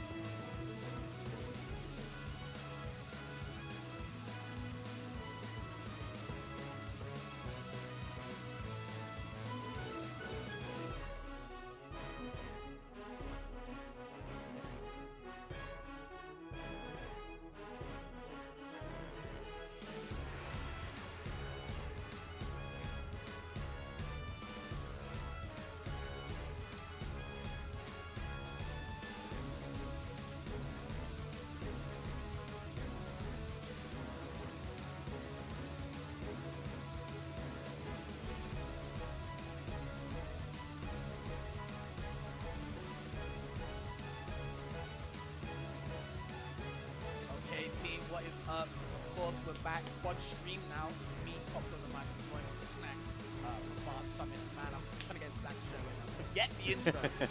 Forget how we're feeling. I want to see how the players are feeling, how they're playing right now. Snacks, how are you feeling about Spargo, Monty, how you right now? It's going to be a great match. Spargo has been a little bit more active right now. While seeing in our side, Spargo already took that first stock from Monty. Perfect way to start this whole match. And he's been slowly but surely activated in this whole tournament. So hopefully we can see him motivated. But apart from Monte and Spargo, we're going to see Justin Bilas and WebJP is actually playing as well. And both the other two players are going to be preparing for that match. But in a minute, we're going to see... hold on. Okay, go on. In a minute, we're going to see production giving us the cue to start seeing these matches. And, I mean, the Summit in general has been doing great, Fat. So, you know, I'm happy how it's running. I'm happy how the community has taken this whole ordeal. And right now, I'm going to start talking. We're going to have Spargo and Monte. Yeah, I mean,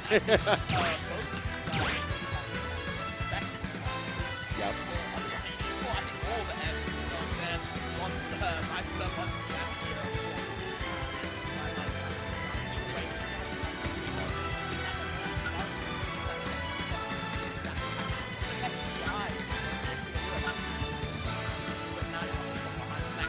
what can Monty come back and Well, Monty needs to be a bit more patient. You know, Cloud's going to be pretty dominant in this whole match. Cloud's going to be super dominant in this whole match. So Monty needs to be a little bit more patient on his approaches against Spargo. But Spargo ain't going to let that patience happen. He's going to be overly aggressive against Monty. Look, he did not take the fight. And he knows the pressure he's going to put against Game & Watch. That's not going to be digging all the time. So you're 90% Monte. Gets on the ground. Survives barely right now. The downer from Spargo ain't going to be hitting. Uppers in the air for Monte will happen. That's going to be the finish of that first match.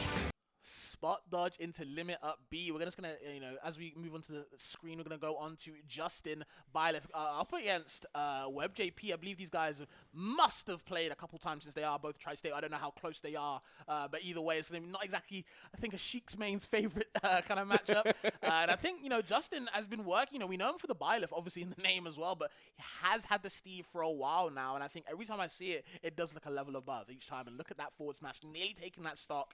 You really have to watch out when you're facing against Steve. Yeah, love the distance he gave for that forward smash. Sadly, not going to be taking that stock. But for now, WebJP gets the needles, however, does not get the finish on that stock. The up B to try to get the quick approach to WebJP ain't going to be happening. So right now, another approach which WebJP is going to be punishing. Good back air from him having a charge needles, and this time taking that stock from Justin Bilas. It's going to be 79% to WebJP. That 79 is going to be looking as 100. Of course, we do still have Spargo and Monty, should I say, on that second game. Mr. Eva, Zorg, or Zaug, should I say, on that, you know, first game, of course, Duck Hunt into Aegis. I believe Mr. E is playing the Aegis as well recently. It's not just the Lucina now, does have more characters in the bag. I think he might actually be focusing just on Aegis, so maybe this tournament might be the warm-up. We might actually tap into that later on. For now, though, we'll see if WebJP can handle this Steve. At the moment, it's a big struggle. Right, let's see, 109% from WebJP. Trying to approach to Justin Bilas, and Justin Bilas just playing this matchup perfectly, getting that up to a good approach against WebJP, which WebJP gets punished again with that minecart 130%. WebJP just trying to find something to get that stock. Sadly, the Anvil is going to be finishing that stock from WebJP. Right now, 44% to Justin Bilas' second stock. It's going to be a tough watch. Okay, no needles available. Now you're getting Diamond up tilted. It's not exactly where you want to be. You can't let Steve back into the game. You have to kill it while you can. Clinical factor is, you know, is kind of key against winning these type of games when Steve is on the back foot, because you don't get too many chances against that character. That's true. You really have to make it count. Trying to go for the down B to read the jump, understandable, but not the first time. The second time will work out, though. Okay, one stock apiece now, at least. This is huge, Fabs. This is huge. Finally, WebJP has a good open. This time could put this game on a little bit of a neutral on his case. Look at that. The following combos against Justin Bilas are going to be happening. 23% can't get the backer. The diamonds are in store. However, will Justin keep punishing that percentage to WebJP? Let's see what's going to be happening. right now getting those resources. We are good with iron, so we can keep punishing with the minecart, putting a lot of pressure on the approach. And now, with the stage looking like FD. And this is where WebJP has to show patience, right? You know, you get a couple of needers and you don't have to go in. You have to wait for your opportunity again. Steve don't really give you too many chances to kind of get in and get big damage. So when Sheik does, she's not exactly known for her damage. What she's used to is kind of that neutral wins. If you can get more and more, you put pressure on your opponent. That's what WebJP needs to kind of focus in on. Okay, paciencia. 74%. We're still in that stock. Good job from WebJP. Not getting desperate on those approaches. He has the needles. He could possibly find another connection, but will it work at the end of the day? Man. Sadly, getting minecarted gets the pressure out of there, and the back air, did not end it. Okay, as we see, Spargo did take it 2 over Monty. A valiant effort, and that back air hitting from high up still. WebJP not dying the second time either. We still got motion. Okay, paciencia. WebJP getting the approach once more. It's going to be 112%. Looking at a very high percentage. That stone block almost helping WebJP getting a little bit of the combo game. But Justin Miles right back at getting resources and gets the anvil. Of course, it's going to be working against WebJP going 1-0. Want to go Azamo and Lammers? Let's look at Zog, Mr. E. I was going to only because it was 1-0 to Zog. I want to see if Mr. E can kind of make a comeback. Okay. And we'll see right now, you know, it's a good start from E this time. Mm-hmm. But, of course, you know, how much duck hunt experience do you have? And, of course, you know, you do have Fawn, where Zog comes from. You know, you do have Fawn, where the name comes from. But, of course, you know, I feel like Fawn and Zog both play very differently. And they're still, you know, some of the top, the best duck hunts we have, so. As you said, it's super rare to see a duck hunt here, at least in this part. At this level as well. Yeah, it's super difficult to see, so Mr. E at the same time is trying to learn the matchup while learning a new character. Well, not learning at this point, just practicing with Aegis. So let's see what Sog could do against Mr. E. At the moment, both players are pretty dominant in those ledges. Good barrel, sending Mr. E to that second stock. Good job from Sog. Looking quite good for that first stock. However, 139, not healthy, but could try to take a little bit of extra percentage. That barrel, though, going to be sending them to the left side. Yeah, and I love the recovery, actually putting the can over yourself and popping it while you're recovering. So you just create that shield since Duck Hunt doesn't exactly have the initial hitbox in the up B. It's smart. And look at the damage, man. Ping-ponging you between the can. You know, it hurts. It really does, and right now Mr. A just doesn't know how to approach. Finally gets a little approach, but the barrel immediately just reset that combo game that Mr. A wanted to find. Finally gets a little bit of percentage, 50% getting the Pyra out. Will it work against the Duck Hunt? Trying to find that cheeky downer to maybe finish that second stock from Mr. E. However, Miss Sog is just looking a combo foot right now in the air. Hold on, how you landing though? Okay, Mr. E doing a good job keeping Zog in the air. The Duck Hunt with the down smash. Wow. Trying to reverse the DI. That lingering frisbee hit. And oh my god. Understanding these little minute hits of all the different projectiles on the ledge. So hard to get used to. There's no way you can adapt to that. Qué feo se ve esto, Copter. Like, you know, Fab's just not looking good for Mr. E at the moment. Second stock from Sog is still quite healthy for them. And Mr. E still trying to find how to eliminate that second stock, which is not happening, which, never mind, it did. It did. We are still surviving. It's going to be 98% for Mr. E. Can Mr. E combo Sog to that last stock and tie this whole set? Vamos a ver. We don't know about Mithra's damage. You know, again, it's that kind of chic, what I said before, WebJP. You're going to win neutral a lot of the time. Of course, a fast character, you know, decently big hitboxes, but it's really about the damage. And sooner or later, Pyra's going to have to come out. But I feel like Pyra might struggle against a character like Duck Hunt. You saw that barrel? Yes. Beautiful barrel from Sog. Right there, almost trying to find another good hit. Again, Mr. E and Mr. E. No se ve lindo la situación in which Mr. E is right now. Sog using the barrel correctly to the left side. Just moving around, fishing with that barrel, trying to get that last stock from Mr. E. The Pirate Mithra is active. Are we recovering? We guess. Sir, we are getting back on stage.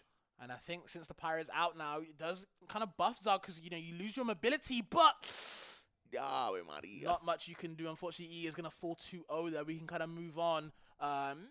You tell me. Let's get back to the Justin and Web JP. Okay. So I'm sorry, bro. I'm sorry about the Asimo fans and the Lammers fans, but I just want to see how this kind of set ends. It is one stock apiece. It's kind of tense right now. Web has a good opportunity again. When you have Steve on that last stock, You don't want to give them too many chances. Don't let them get back in, because when they do, it's going to hurt, especially with that one-up tilt. That's all it takes. Something that I'm just like seeing right now, they went right back to Town and City, so I wonder what WebJP had in mind. Like, does Town and City does help me efficiently? Well, it does. I believe Steve is not that good at this stage.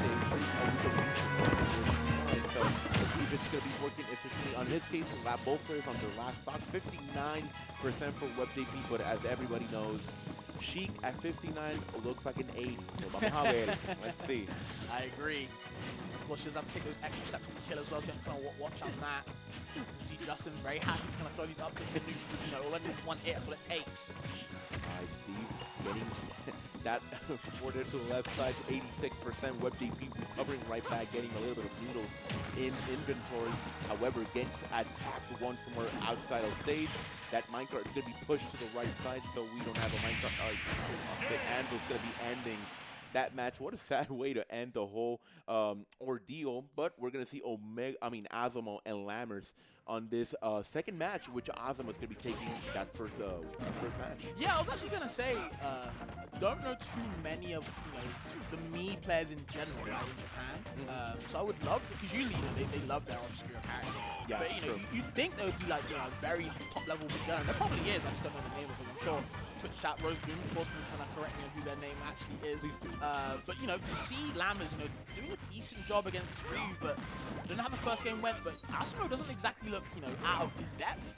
I'm liking how Asimo is just controlling that ledge against Lammers. Even Lammers is impressed because what could you do? Like, he just got all the tools he needed, and right now at 96%, Azamo still quite healthy, can find that percentage right back, but gets grabbed by Lammers to the left side. So Lammers is going to play this match efficiently. He's, throwing bombs, go ahead, it's going to be working, no problem. That Nair couldn't find it, but good read from Lammers. He saw the vision. Love the F-Togies as well. You can send a nasty angle there, the barrage, trying to get through the absolute battlefield. I'm not talking about the stage, man. That projectile just sets up an absolute wall, and there's nothing to crack it down. The up tilt's just there to put you off that stage, man. Taking the next stock, and Lammers looking good the second game, Snacks, I'll be honest. Mohamed, a little battlefield, as you said. Gets a hit against Azamo. Azamo, as you guys are seeing in his last stock, so gonna play a little bit more patient. We do want to see a game 3. Lammers getting a win on Azamo is gonna be huge for this last bracket.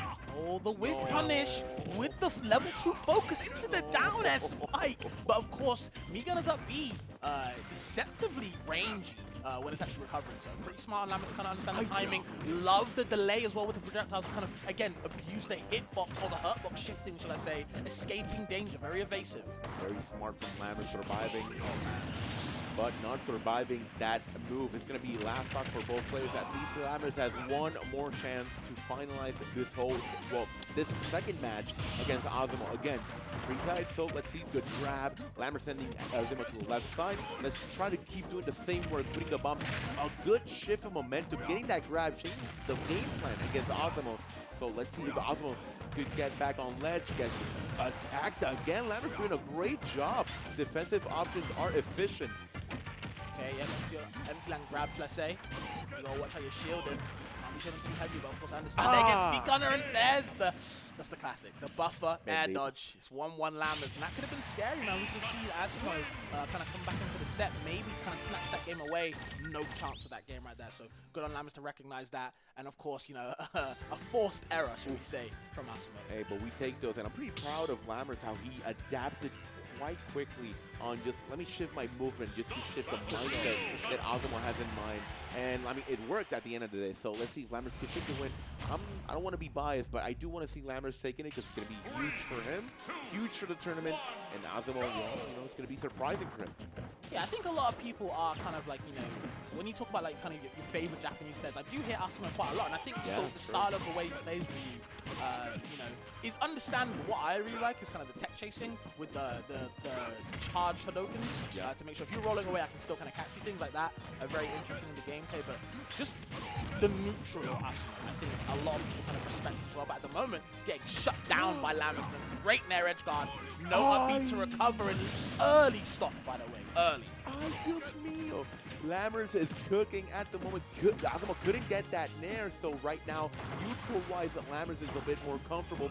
57% from Lammers, going quickly outside the Ryu's range to not permit any entrance to his personal spot. So let's see.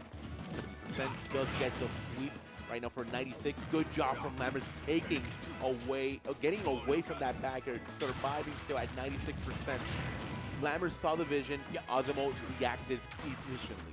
And I'm liking the nair usage from Lammers. He's not exactly using it to hit. He's creating a kind of bubble where if Azamo kind of gets hit by the nair, he gets pushed away even further to set up that ledge trap from Lammers. You know, set up again the battlefield, right? Wow. If he dodges the nair, it's cool. You know, you can't really whip punish that move with Ryu's range, but does get a nice back here on the lag parts of the projectiles from Lammers. So Azamo's back in now. Okay. Quick sound check from Azamo trying to put asleep Lammers, but can't find it. The bombs are active. There we go. Good up tilt from Lammers. Thing at 86% to Azamo. Well, couldn't react at that moment with that dash back on 100%. Sadly, a little bit of missed spacing from Lammers, but we do get the recovery. How do we recover? Let's go. A good roll. Still getting attacked at 69%. Lammers will be a bit more patient on how you recover because Azamo is getting that percentage back. Punish the up B again. Deceptive range, also deceptive ending lag on the up B. Very hard to kind of punish. Page trying to get past the projectiles, actually opts to roll in. Confused not to use Tatsu, but sneaks in the back at Azamo. Right back into the set so far. The lingering Shakunetsu. The lingering Shaku is going to take that stock, and somehow Asamo's taking the lead. Somehow, Snacks. What a shame. What a shame to see Lammers right now in disadvantage, but still putting Azamo in a very tight situation. Again. That was unfortunate from Azamo, so we are tied in this match. Back from Azamo, 20%, we get the bombs right back. But Azamo's going to control the whole set in this left side. Do we see a punish? No, good recovery from Lammers, but still getting swept by Ryu. And it feels like Asamo's walking Lammers down. He's not even backing away from the projectiles. He's not rolling in anymore. He's either parrying them or shielding them, moving to make sure that if it's on Lammers, he has to put on the back foot. And Gunner wants to kind of, back up a little bit, but at the same time, she can't create too much space because then she can't really work with anything. Can't zone forever. Missiles. All right, patience. Patience is a virtue. We do get the hit. Okay, he still has jump. For a second, Terrifying. I thought he did it again, but no, 57%. We are right back. Gets the back air, visually hitting Lammers to the right side, 57, and that's going to be sending that set to 2-1. Azamo getting this round win for the final bracket, and that's how we're going to be ending this quad set. At least we got more rounds upcoming. Let's see the whole round set. Let's see it. Vamos a ver. Who is playing? But before we continue, what do you think about that last match? Well, honestly, I was trying to work out how was Azamo supposed to kind of get in, because you saw in the kind of the first stage of the set that he was opting to roll in. And sometimes, if you got roll in, he's able to spam the down tilt, get the confirming to Shoryu, put him in a bad spot, maybe Shaku, right? But when he missed the roll, if it didn't connect or if he didn't, get his space that he needed, he was getting put back into the mid-range zone where Gunner is just king. You know what I mean? And when you're kind of in that position, it is so hard to approach that character. When you're getting stuck on the ledge as well, and you saw a lot of times, twice as we saw, when you're stuck on that ledge, you buffer an air dodge. You're losing games, losing stocks because of it. And I think Lammers was feeding off that. But somehow Azamo finds a way back in. It's the walking them down, making sure if you're going to keep zoning me, if your backup options aren't exactly airtight, when I get in, it's going to hurt. Of course, Ryu does damage up close. And we saw the backer edge guards as well, so just some really good risk-taking from Azamo. Good neutral decisions as well. Pretty fun match to see. Pretty interesting. We wanted to see Lammers get the W. Usually, I'm an underdog guy. I usually like to support those underdogs, but Lammers did amazing against Azamo. Again, experience, knows almost every matchup, so huge job from Lammers. Still got more rounds to go. At this point, I feel this Vars Summit is the pre-practice, obviously. For the upcoming tournament, it's going to be let's make big moves. So, vamos a ver how those players are going to be doing. We are going to go on a little break, but before we go on a break, let's do a quick ad read for you guys. So, if you give me a second, vamos allá. It's going to be the Collision Series team. Join the Collision Series community. Collision Series is about creating unforgettable experiences from high-quality tournaments and production to celebrating the most talented gamers from every background. Our mission is to foster fun, unity, skill, and sportsmanship across the gaming world. be part of our journey, and help us grow. Please give them a follow on Twitch, on Twitter, and on YouTube. Yeah, man, of course, always support Collision Series when you can, but of course, always support Fusion, what Collision Series does as well. Like you see down below, Collision Series TV and TV2, both the two streams for Ultimate and Rivals of Ether 2, respectively. Every Monday, if you want some great action, of course, I believe it is the biggest bracket that involves Ult and Rivals 2 in USA. So please keep it locked in if you want to support RJ, production, the whole team. It's a great event full of good players for either game, as of course, we're seeing the Start GG down below. If you can, guys, please tune in every Monday. Of course, Super Fusion as well is going to be finally here. The Collision team is back March 21st and 22nd, and they are taking one of the largest, long-standing weekly events in the community and turning it all the way up. Introducing Super Fusion, the Fusion Super Major. Super Fusion is a full-scale, multi-day super regional event featuring Super Smash Bros., Rivals of Ether, and the long-awaited return of Super Smash Bros. Melee. Expect heavy competition, stacked brackets, Fusion's iconic redemption bracket, and plenty of brand new moments you don't want to miss.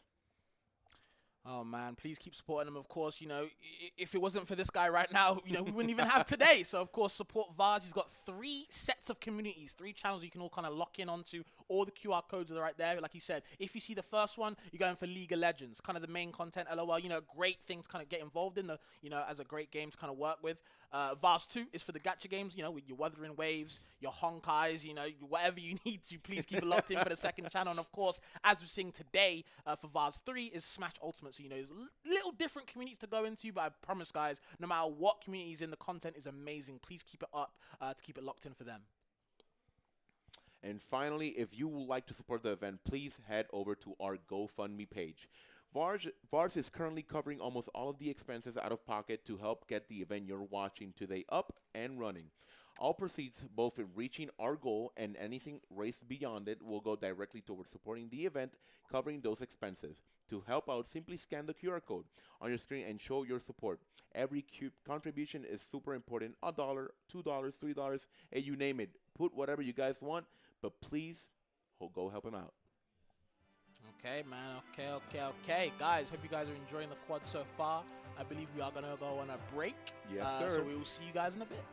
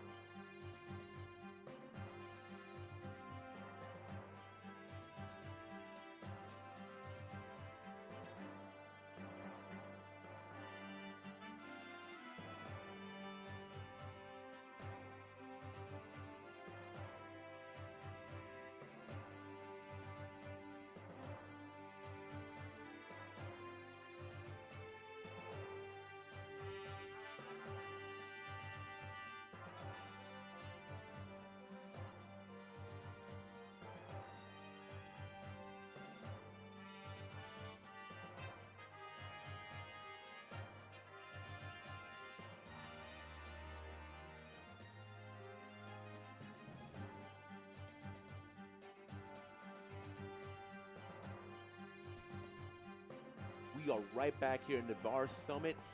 Round 6, my bad. One more round to go to finally get that last bracket. Guys, hopefully you guys are having fun here on Collision Series TV. Words are hard, dude, man. that is, yeah, it's so hard to say. Collision Series TV number 2. Yes. And hopefully you guys are having dude, I can't talk. What the hell?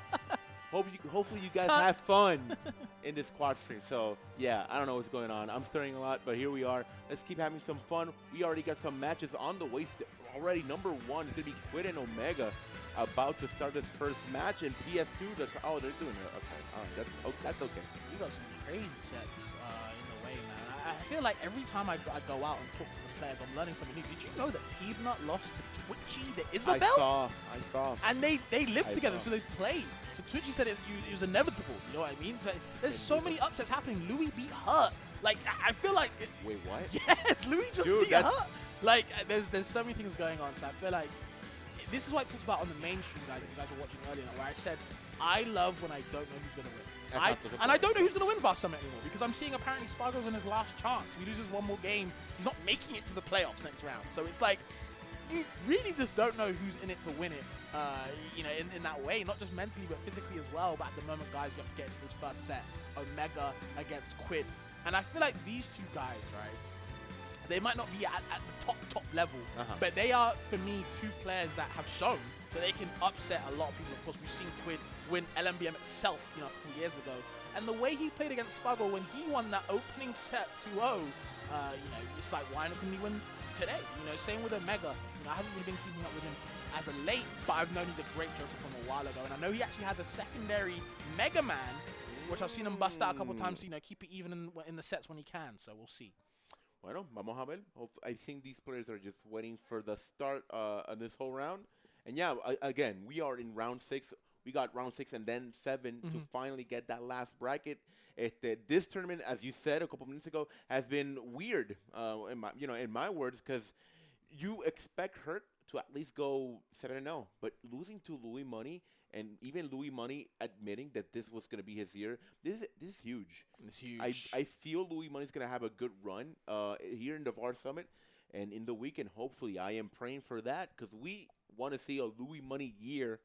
Well, at least me, you know, it's a pretty interesting thing to see a Palutena dominating a whole year. For sure. And then, Shiny Mark and Sonics, of course, a classic Sonic. Shiny Mark always kind of dominating Sonics, because the patience from Shiny Mark has been exponential, you know, has been huge. Yeah, those two definitely trade sets on and offline, so it could really go either way for those two. And, you know, we're seeing just, you know, the caliber of this summit, you know, produces sets that's like, again, people might be on their last chance. If they don't win this certain game in a volatile best of 3 in this meta of this year, like, it's just, you know, it's a lot of things to put on the line. But, of course, that's why we enter competition, man. That's what we love.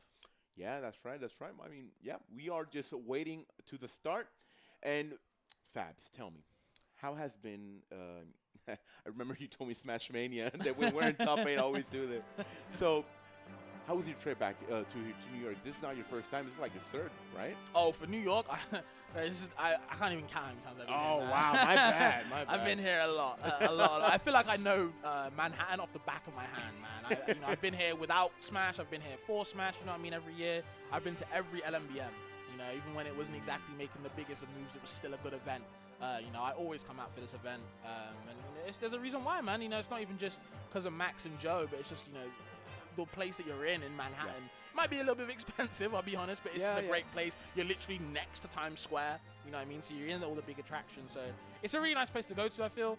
So I'll always come out for this event. I had a decent flight. It wasn't that too hard. It was just annoying because it was 7 a.m.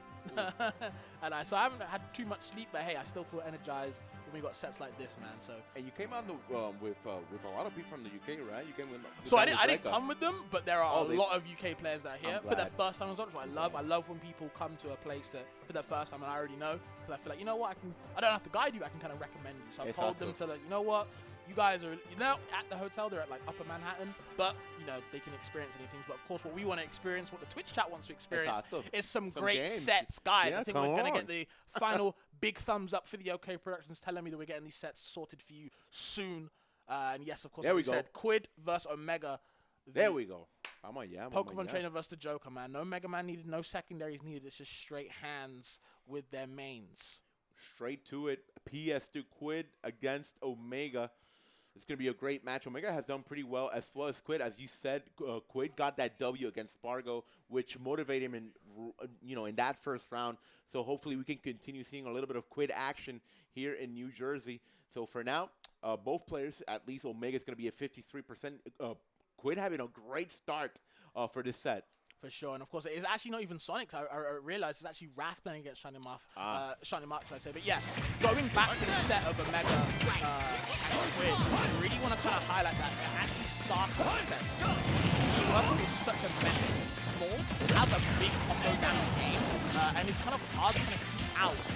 Yes, he's stubby, but he's fast. And when he gets in, oh man, it feels like another Mario with the wind box and stuff like that. So it's really hard to combat that, and that's why people themselves at the moment said. But when you get to that later part, if you're not doing too well with the Ivysaur or the Zard, you're getting, the Dragon up at the Zard. Seeing it live here, Community Quid had a great start, but Omega just adapted to that Arsene. Getting grabbed to the right side, Omega. Can he get that recovery back? Yes, he does. He gets the recovery finally. Trying to get a little bit of percentage of Quid, which he does get a 21%. Gets that near the backer for 38.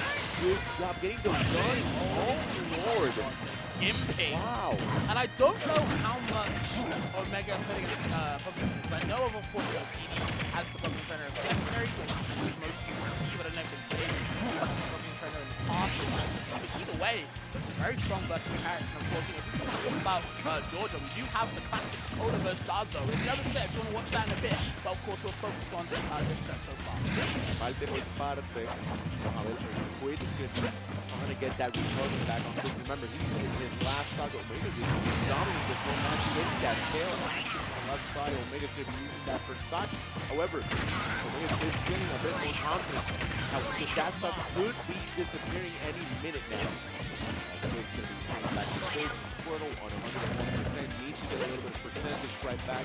Trying that open against Omega. Omega gets him back there. Can he try to get another place? No. Good water gun from Quid. Episode span into the grab hook, stay in shield, but of course Omega not falling for that. There's the drag. Oh my god. Ooh, bare ones, nair ones, stuff like that to put you in that, pressure. Well, let's get to that code. Let's not even fool around. Let's not even fool around. On the last stock for Jarzo has been, I believe he's 4-1 at the moment. So he's looking very good. So we'll see in the 6th game how he does. Has the Cola though, it's a good time for him to see it. Maybe Jarzo will make it back at the moment. Yeah. Can't get out like that. Perfect. Big F tilt. Let's get to that Andric Monty set, because I'm seeing Andric not even opt for the Falcon, actually opting to use Fox, interesting enough. And I believe this is one of Fox's worst matchups I've heard, so very interesting. And what happened was that Monte did a free stock to Andric Fox, so it's looking kind of tough at the moment after that free stock. Let's see if Andric could try to adapt eventually, but for the looks of it, right now, Monte's slowly but surely getting that percentage as, Game & Watch normal fashion, but, obviously getting out of that dig, gets the nair, 68% for Andric, and right now Andric is trying to get, a little bit of something against Monte, looking for 75. And, well, yeah, let's go. The dash back, another upper, which is not appearing for Andric. Let's get to the Quid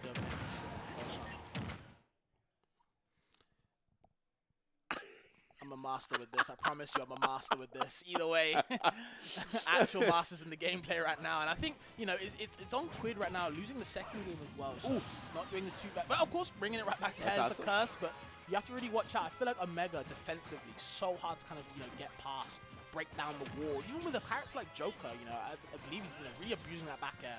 Really on Quid to kind of figure out what he can do next. At the moment, struggling. Muy buen recovery de parte de Quid, which is going to be staying up on his second stock, which we saw in that first match that Omega just disappeared with a good game on that left side, 103%. From Quid. Quid just trying to get that Ivysaur action, putting a little bit of razor leaves against Omega, but Omega just having good timing with those parries that are not working for Quid right now. Quid getting the recovery with Ivysaur, which he does 55%, but the Arsene is active. Good forward tilt to the right side. Are we going to see a punish on that stock. No, well, yes, eventually that backer's going to be sending him to the last stock. Okay, again, yep, just trying to chase him. Does have Arsene out, but, you know, not for too long. Can afford to kind of, you know, maybe keep away a little bit for it to go and then maybe come back into the action. But Quid saying, you know what, I'm just get rid of it anyway. If I, you know, if I hit Joker, the Arsene goes away, the double jab block. And that down smash is gonna kill. Oh my god. And that was basically in the middle of the stage. So good job from Quid taking that stock, putting the game neutral, at least to his side. But we need to see a W. However, Omega's not going to let that happen. Omega is just trying to get that ledge control, which he's doing quite good. The water gun, of course, is going to be taking it to the right side. And Quid finally gets a little bit of an opening, but right back gets downer by Omega. Omega just doing a great job. It's changing his moves at the moment to punish Quid. I'm telling you, man, defensively is strong. Of course, we see Wrath in the bottom left is taking that first game. Ooh, Wait, that was only the first game? that was well, I mean Pikachu and Sonic, man. At the end of the day, yeah. Understandable. Either way. Okay, a little footstool, not doing too much from it. Yet the back air is going to be coming out with Ivy, so I can't really touch my shield too often, says Quid. Just the forward though for now. Good situation for Quid. Getting punished on the left side. Yeah, wow. Double side B? Wow. Criminal, by the way. And of course, we do see Jazo switching the controllers. I was wondering why, maybe for the Ryu, but actually for the Kazuya. And it does make a lot of sense. I've heard this is, you know, Roy's either his worst matchup or one of his worst matchups, and I can understand why the Grappler does get a lot of stuff going, the Bruiser. Because when he gets to put in stuff like this, it's a really bad position to be in. Dude, 87 quickly by Jazo. Jazo sadly couldn't find that up smash, but he got the lead to Cola. The sleeper for Jazo to Cola. Amazing work right now, and Jazo again. Couldn't continue the combo, so Cola immediately gets the sword right back. 42% now needs to respect the distance. Of course, you need to get close, but Jazo is just being pretty smart with his options against Cola. I don't know if he SDI'd in for the grab to not get there confirmed, but either way, you know, somehow Cola escaped. And yeah, I can understand why this matchup can be bad, because, you know, when you want to keep him out with your sword, like you usually would versus kind of a grappler-esque bruiser type character, right? He has intangibility. Yeah. He just gets to have these neutral skips that really make it hard for Roy, but the side Bs keeps him back into the set. It's not over just yet. The signature to finalize that first stock, but Jazo got his own, almost putting an end to that last stock, trying to get another read to punish Cola. Sadly, he couldn't find it. 116 from Cola, and Cola being a bit more, still being aggressive, not getting scared against Jazo. Jazo's Kazuya, in which you're always scared once you play against Kazuya. You know, that's going to be happening 100% of the time, and good job from Jazo taking that second stock from Cola. The combo couldn't continue, but Cola has another opportunity to shine. He's definitely SDIing down, SDIing away, trying to get the up air in. Really smart from Cola. I'm actually understanding the adaptation now. Getting that down air spike, even Snacks reacted. You guys can even see it, but either way. It was beautiful. It was beautiful. Like, the whole game just shifted to Cola's advantage. Okay, just trying to read these air dodges, and you kind of see Cola kind of snap out these Jazo habits, eat them up, but just can't get fed at the moment. Carries the second part of the nair, doesn't get the grab, opt for the up B, and you might just die for it. Boom, boom. Okay. All right, that's that a was mood good killer. match. Yeah. That's a mood killer. You know, opting for the up B right there to kind of push him off, kind of like a a Dragon Punch S type of thing in FGC. Well, you whiff it, you die for it. You know, so punish it. All right, we continue with Shiny Mark and Wrath. You know, Pikachu and Sonic is going to be a timeout method, possibly. Eventually, let's see how they're doing right now. Wrath at his second stock. Shiny still looking pretty good, healthy on that second stock. But wants to take Wrath that second stock immediately, of course. So let's see what's going to be happening. A good job with the fair right side. Shiny gets the recovery, the little trade in which Wrath still takes advantage to his side, putting a 50% to Wrath. Okay, just trying to get that 2-frame on the recovery, but of course Shiny Mark can kind of just weigh out where they want to go, mix it up. Oh, they're still opting for the Roy. I was wondering if they go Snake or a potential Clown, but no, the Roy getting the set on one though. You have to watch out that third stock. You want to go back to it? Or you want to keep watching this? You know what? I know. Wonder what Twitch chat wants. Yeah, I think Twitch chat wants Cola and Jazo for this last match here in round number 6. Let's see if Cola can try to adapt a smaller stage, which is good for Cola. Vamos a ver porque también it's good for Jazo. So it's a 50-50 thing. let's see, Cola at the moment has a good lead, 87%, 94, putting Jazzo in a very uncomfortable situation. Rage Drive is active, and Jazzo could just, you know, out of nowhere grab him and finish that stock. Let's see what's going to be happening.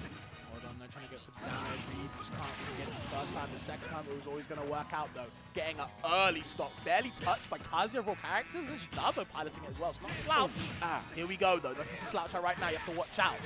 Love the fade back fair from Cola. They're getting that advantage take whenever you can. Cola is active. Cola is reading the options of Jazzo, but Jazzo just can't seem to touch the ground, if you know, consistently. And right now, Cola maintaining a lot of good spacing against Jazzo. He's reading Jazzo's options, but Jazzo thinks at one point Cola's going to drop a shield, which ain't happening. 90% from Cola. Cola covers, gets right back on platform, gets to a combo game, and almost took Jazzo's stock. Jesus. He almost took his soul as well, man. That could have been scary. Okay, cat drop so working out so well for Cola, because sometimes you cat drop, he doesn't do anything, doesn't even press a button. So I think Jazzo is flickering that shield, expecting to parry like he usually does, but he's getting punished for it, and Cola's taking advantage of it. How are you recovering though? Scares him on the ledge, just rolls back, doesn't want to deal with what Kaz's putting out. Yeah, getting punished again by the fair. Left side Jazzo just can't comprehend what's going on. Can't take that stock by Roy, and then Roy is dominating with a dagger, almost a 3-stock. Well, let's see. We don't see a 3-stock at this point, but Jazzo needs to wake up, and by the looks of it, it's looking quite difficult for Jazzo. He has to get one thing going for some momentum building, but at the moment, when Cola's playing like this, it's so hard to stop it, even if you are using hard tackle. Well, Jazzo finally gets the start. Okay, but you see, that's the first stock. Sure. There's a lot of job to be done, and listen, I'm not sure if Jazzo can take it, because look at that, 2 downers.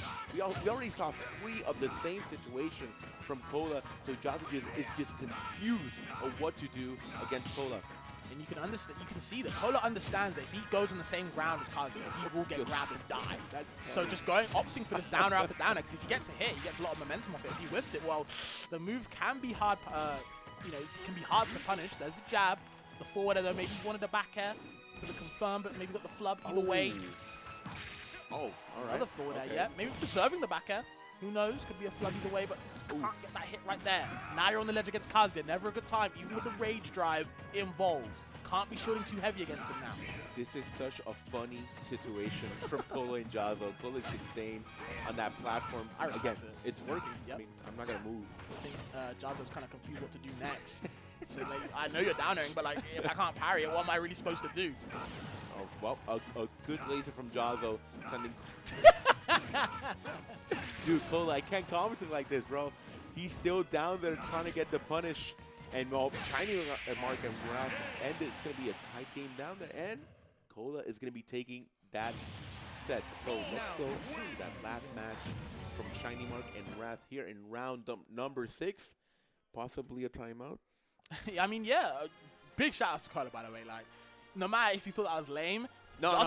Jazzo had no clue what to do. I'm sorry, that's not lame. That is adapting to the situation. Strategy to make sure I'm not getting 0 to death. I understand. It's not a W, it's a W, man. I can't, you know, if you don't respect it, then you don't want to win. I understand. You don't want to win. Maybe there was other ways to win, but I think Cola was like, you know what? This is the way I'm going with. He took it the Cola fashion. I'll make sure. But yes, like Snack said, 1-1 between these two guys, these two titans. A lot of discipline between them both. Yes, we know they're both patient. Yes, we both know they can camp sometimes. But either way, I think one thing I love to highlight about these types of players is that they have good discipline. It is not easy to camp like this. It's defeating. You know, to have this kind of mental game, to keep camping, these guys have been on it for the long haul for years. They know what to do. It's just kind of a case of like who will break first. It's a game of chicken. And same situation that I said with Cola and, well, yeah, with Cola. Like, it's a strategy to get a W, man. I know not many people do like this type of methods, but hey, if the game permits me to have that opportunity, then, man, I'm going to take it. Yeah, for sure. I'm going to take it. Don't hate the player, hate the game, man. And of course, you guys might hate the game, but at the moment, Shiny Mark, I love the bait with the shield as well. Even trying to opt for this spring from Wrath, but might be a good option. But the T-Jolt's doing a good job stopping Sonics in his tracks, or I should say Wrath. The way these guys play, man, so hard to kind of deal with what these guys are putting out, the damage output. Look at that. Good job from Wrath, getting 64% to Shiny Mark. And Shiny Mark, of course, is going to be taking with that electric T-Jolt, a little bit of a hit to Wrath to stop that spin dash. And again, couldn't get the sweep, trying to find the read.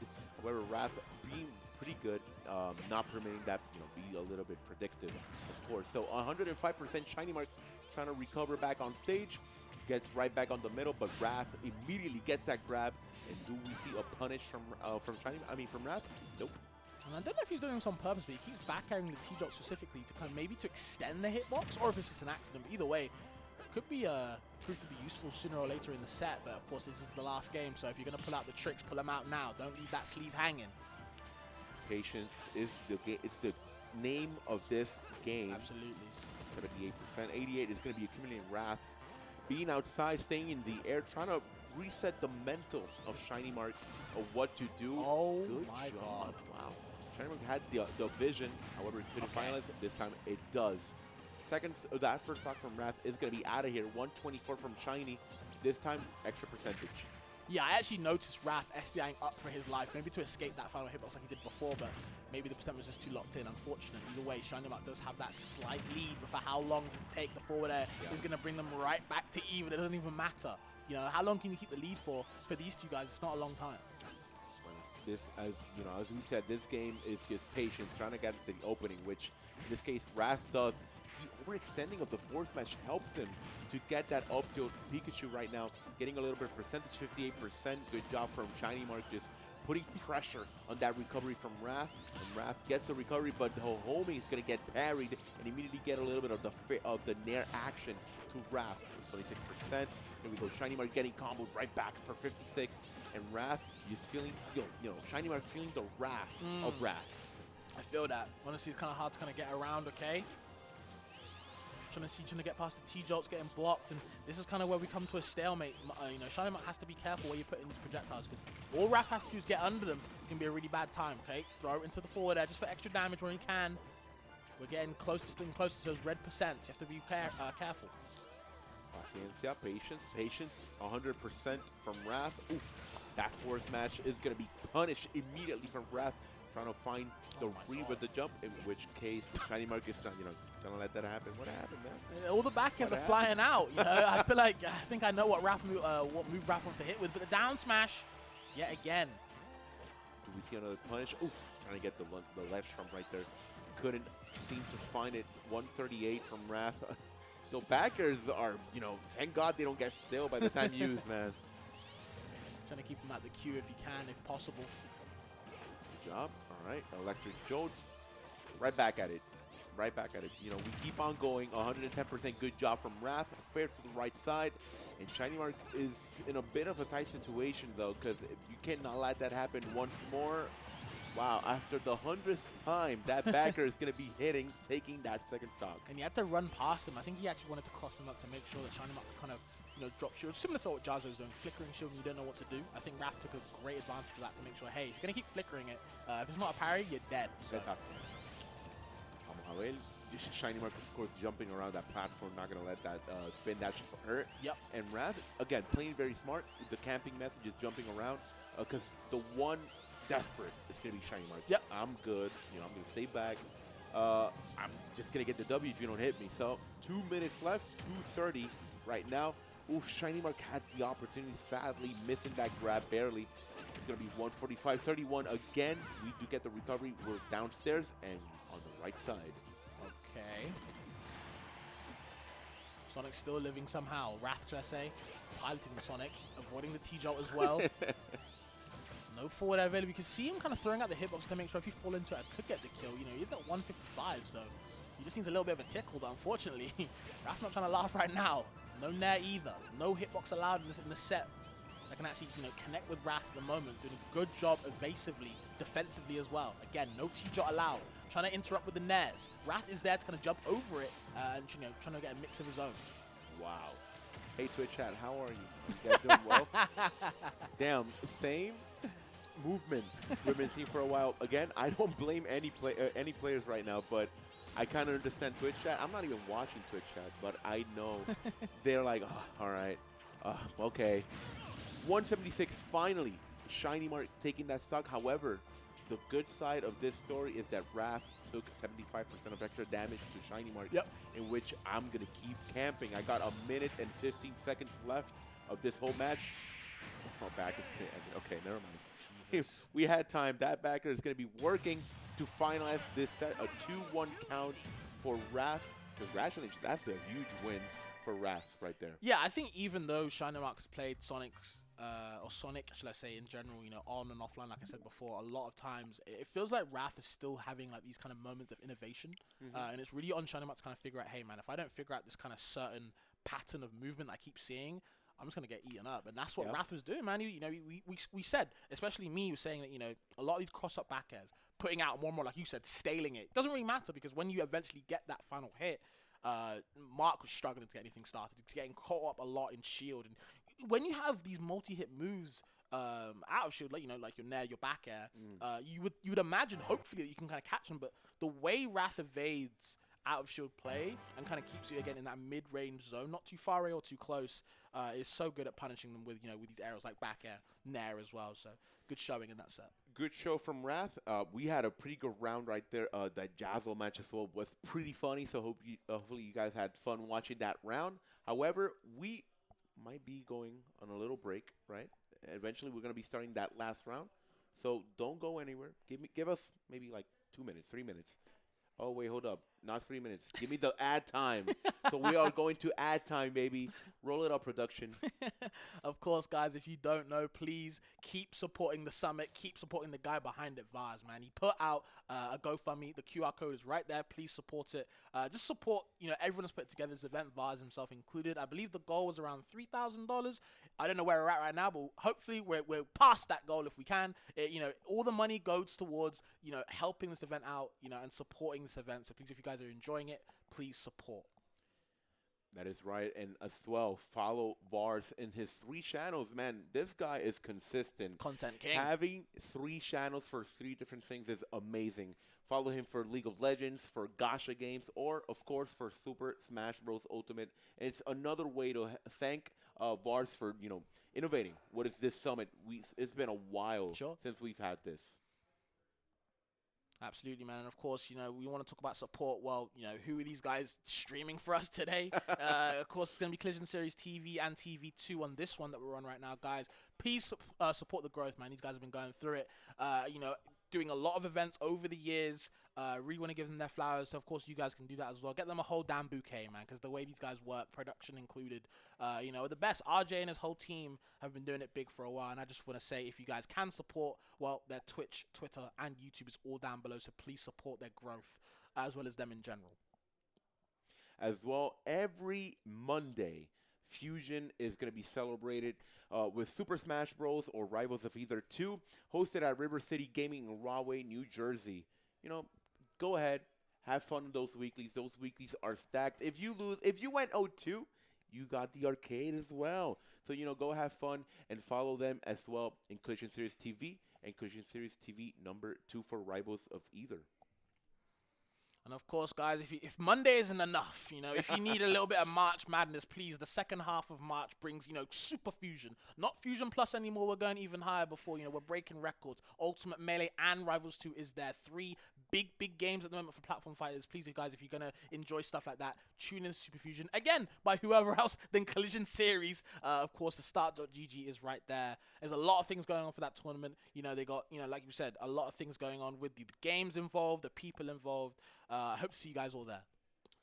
And well, now we are going on a little break. So give us a minute while we take a refresh, and then we're going to the last round, okay? So last round, and then final bracket. We're good to go, all right? See you in a bit.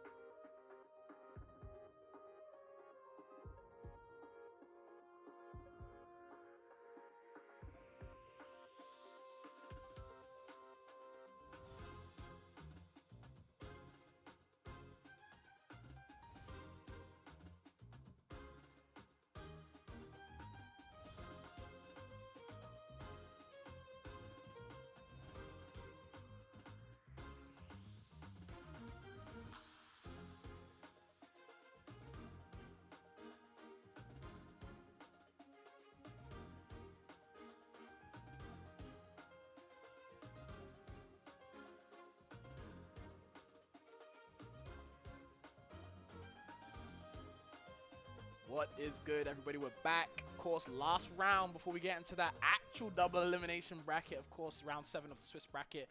Crazy upsets. But let's just get into the action, man. Let's not even waste any time. I know you don't care about our faces. You care about the faces of these players right now. And, of course, we're seeing Neo. First time I've actually seen him play today, so hopefully see some good matches. And, of course, Leo as well. Leo, I've been hearing he's been kind of going through it today. So hopefully he can get a nice win over there, but it's never going to be easy. I was talking to him, and he told me he wanted to go full Aegis, try to get the rhythm for the weekend. However, that's not Aegis. That is Joker. So I feel, as you said, he's in a tight situation that, like, I just can't get free wins. Yep. I really got to wake up and adapt, and that's what's going on. At the moment, Nail is going to be the one taking that second stock from NK Leo. NK Leo right now in a very tight situation for this first match. Yeah, a lot of crazy sets going to host. We've got Elijah and Justin Baliff in the far right, of course, long range battle over there. Ocean and Peanut, some South American, or should I say, some South North American, right? Southeast. And then, of course, we've got Tri-State Classic in Jackal and Zomba. So, a lot of sets to kind of work with at the moment. We're going to be focused on Leo and Neo. We're going to see how these guys kind of get on at the moment, though. Struggling to take the second stock, Snacks. 108. At least Leo is still in that 8%, so if we do take that stock for Leo, I mean, we're in a good situation. However, 37% and the Arson is active. So, yeah, Leo, no tiene. He could try to take that stock against Leo, but for now, Leo is doing pretty good, getting those spacing, those nairs, those fairs, and slowly but surely getting some percentage on Leo. And at the same time, Samba already took a win against Jackal. It's going to be a 1-0 situation, and Osh9 took a win against Peepnut. Respectable. Okay. Wait for Justin Baliff for Elijah set to end. We do have Leo and Neo. She wins his first game. And looking like a Neo dub to start it off. The eyes in on the down throw. Won't die, but still in a bad spot. Missing both those back airs. Probably wants to frame trap, but Neo on the great DI out. Not giving it to him at all. Oof, all right. Good work from Leo. Sadly couldn't find that grab. And Leo is resetting that neutral to his advantage. 159, though. Leo couldn't get that forward tilt, sadly. So Neo's going to get that grab for 108%, and Neo just doing pretty good work against Leo. And Leo, for 108% and putting Neo on a 169% of that second stock, this is not looking good for the second match. But Leo gets destroyed right there on that second stock, and Neo's going to be taking a 1-0 situation. Okay, yes, as we see, Neo taking that first game, pretty good showing, but, let's look at Osh9 and Peebnut. Osh9, taking that first game, very interesting. And of course, I think Lee Brawler must be an amazing character in Best of 3, right? Such a good snatcher of stocks, so to speak. So when you have these stages with platforms like we're seeing right now, misses that final thrupper right there, unfortunately. But either way, you really have to kind of watch out, when you're kind of going to these different stages against, Lee Brawler. You can't be comfortable picking PS2 all the time. Man, that could have been the final piece of the puzzle for that last stock and that first stock. But for now, Osh9 is going to try to play a bit more patient. Peanut needs to wake up because at least he's having as well a pretty bad day. So he needs to wake up, and he's going to get Yap blocked and immediately force match to the right side. Ivan Lethal Peanut, what are you going to do? It's a hard one because, you just kind of have to watch out what you're doing. But, going back to the set, let's get into Jackal Zomba, man. We haven't really watched too much of it. These guys play all the damn time whenever they're both in region. They played together, I believe, Afterburner, this weekend just gone. So a lot of pressure on both these guys. A big rivalry between these two, back and forth. But at the moment, Zomba might have that slight edge. Oof, good nair from Jackal, putting Zomba to the right center. 159%. Yeah, Jackal just doing pretty good with those parries. And Zomba just at the same time needs to just get back on stage.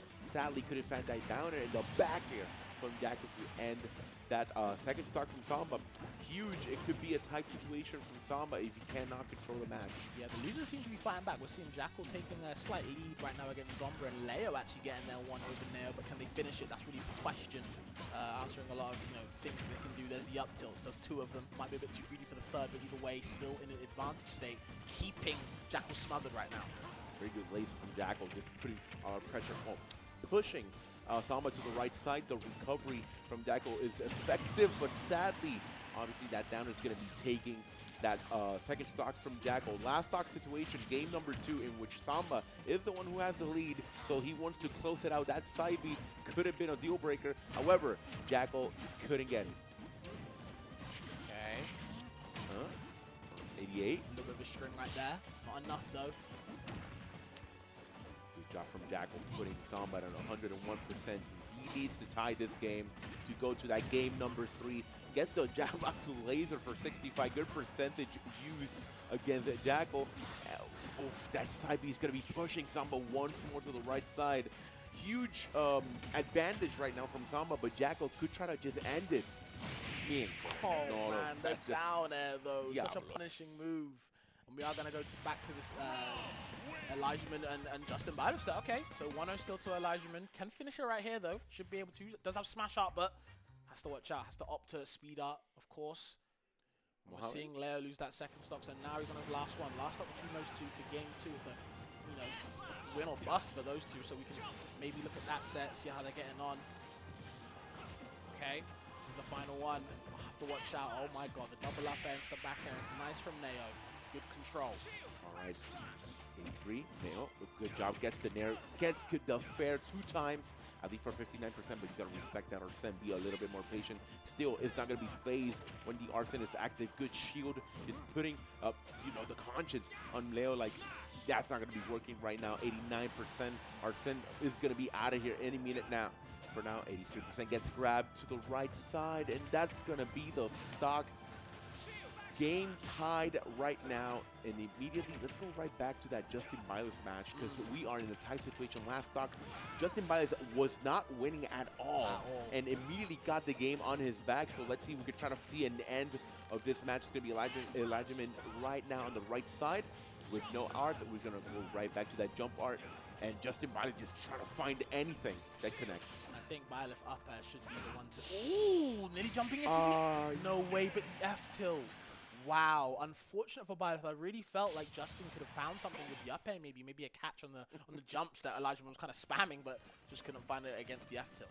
DeAndre, what a bad way to end that match. It's going to be a 2-0 from Eli, which looking great for possibly for the bracket. I'm not entirely sure, but for now 109%. Ocean9 is doing a pretty good job against people. My bad. Peepna is doing a pretty good job against Ocean9, putting pressure, and Peepna is not going to let gut phase. He took that second match to his side, so he wants to finalize a 2-1 situation. Okay. Does have Metal Blade in hand, trying to set up the up airs, create that zoning. I can see what Peepna's trying to do, but Ocean9 doing a really good job kind of breaking the wall. Gets pelted by the Metal Blade right there, though. Doesn't have a chance to kind of get any, looking for the up tilts underneath that platform. Forget sharking. Buena, okay. Okay, Razor Leaf is going to be effective just to reset a little bit of the mindset for Ocean9. Ocean9 gets the opportunity, sadly gets right back punished by Peepnut with a downer, 83%. Peepnut has a little bit of control for the match right now. Ocean9, almost had the opportunity to continue the combos against Peepnut. Peepnut immediately puts 23, gets a jab block, and gets almost another back air for the punish on Ocean9. It makes sense. Okay, he's trying to dodge the Metal Blade as well. The up air, don't jump, has to air dodge through it, and so hard to land versus character. I even need the Ocean9. Gets right back, gets the up air against Peepnut, tries to get another jab, but the Racer Leaf, it just ain't helping Ocean9. Ahora Peepnut in the air, just trying to get a recovery, putting Ocean9 in another reset mentality. Ocean9 just trying to get back with the backer.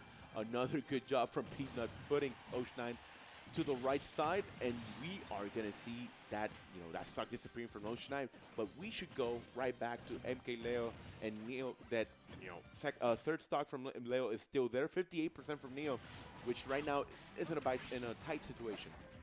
Yeah, I don't know if it's adaptation or just maybe Leo's game plan's kind of working more and more. Maybe Neo's trying something out, but yep, you're getting dragged down. Get the raindrops, bro. Got a whole damn snowstorm to come look forward to, and Leo kind of set off just like that. Easy one right there, and, big lead, by the way, Snacks. Like you said, 3 stocks to 1, just like with Peeb and Osh9. Look like they're in control of this third game. Mohamed Neo hasn't had the opportunity to take that stock, but Leo immediately gets 31% with the Arsene, which is super good at this moment, trying to get that 3 stock and almost trying to get, that infinite against Neo in 81%. The counter. Are we surviving?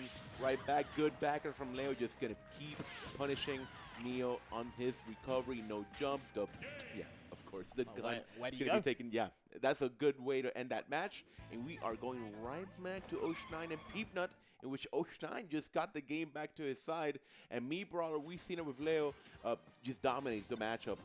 No matter the character. So let's see how Ocean is going to be doing against Peanut. Yeah, I'll say don't count the Me Brawler out. Look at the stage we're on. You don't want to make a couple of mistakes, get a little bit too complacent. Next thing you know, you're getting blasted off the sky, Team Rocket style. And I can already see what we're looking for right now. There's the down tilt. Does get parried though. Peanut knows what the game plan is. Tries to anti-air with the Tornado. With this Metal Blade as well, that diagonal angle, great catch. The lemons as well, keeping it sour. Trying to get past the wall, but you can't. The pellets are just there. And the Crash Bomb are all the projectiles in the world to whittle down that shield. You don't feel comfortable in neutral. Mega Man is a mid-range monster. Good job from Peanut, playing very defensively, using those shields. I mean, taking that shield late, so, Ocean doesn't have the opportunity to just punish Peanut immediately. Right now, recovering for 55%, but Ocean on 158. Oh, no. A little bit tight, but the Rage, Dios mío, could do a lot of work for Ocean. So right now, Peanut respecting the percentage and respecting the movement. He's going to be taking that final stock to Ocean, which Peanut's going to be winning that 6th round.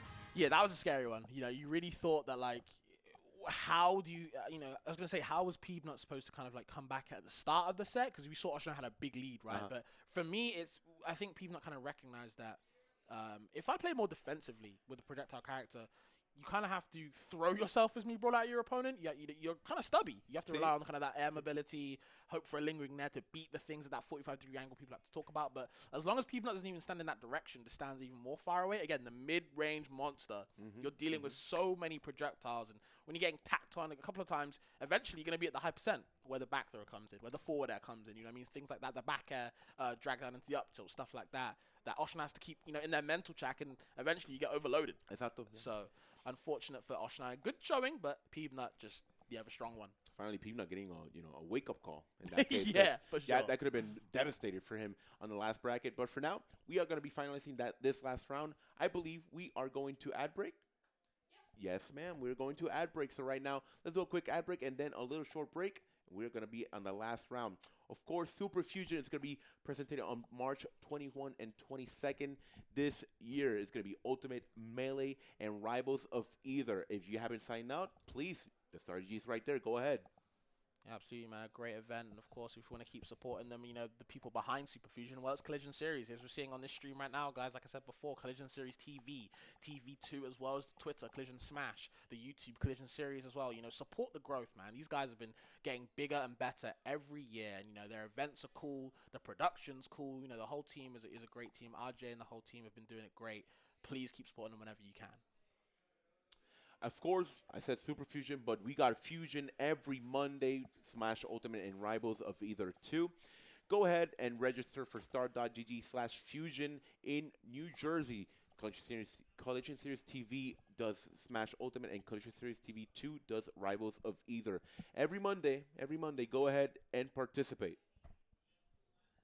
If you want to talk about New Jersey, bro, New Jersey's finest, Vars, the guy behind this whole summit of today, please keep it locked in. He's got 3 different ways to promote his content, and I tell you, it's a whole trifecta of beauty. I'll be real with you. Vars, the first one, it's just for League of Legends. The QR code is right there if you want to keep going on. For the gacha games, I know how you people are in the Twitch chat, man. I know how you be. Please check that QR code for the second one, and for the third one, we keep it locked in for Smash Ultimate. All the content, like I said before, is on the YouTube. Please keep supporting Vars' channels. It does go a long way. Last and not least, if you want to help support the event, the Vars Summit #1, here you go. You got the QR code. We are like just 10% away to finally reach that goal. So please, any contribution will help us. It's going to be $1, $2, $3, you name it. But go ahead, scan that QR code, and any contribution will be grateful. That's big facts. And okay, I think we're gonna get onto this break. We will see you guys very soon.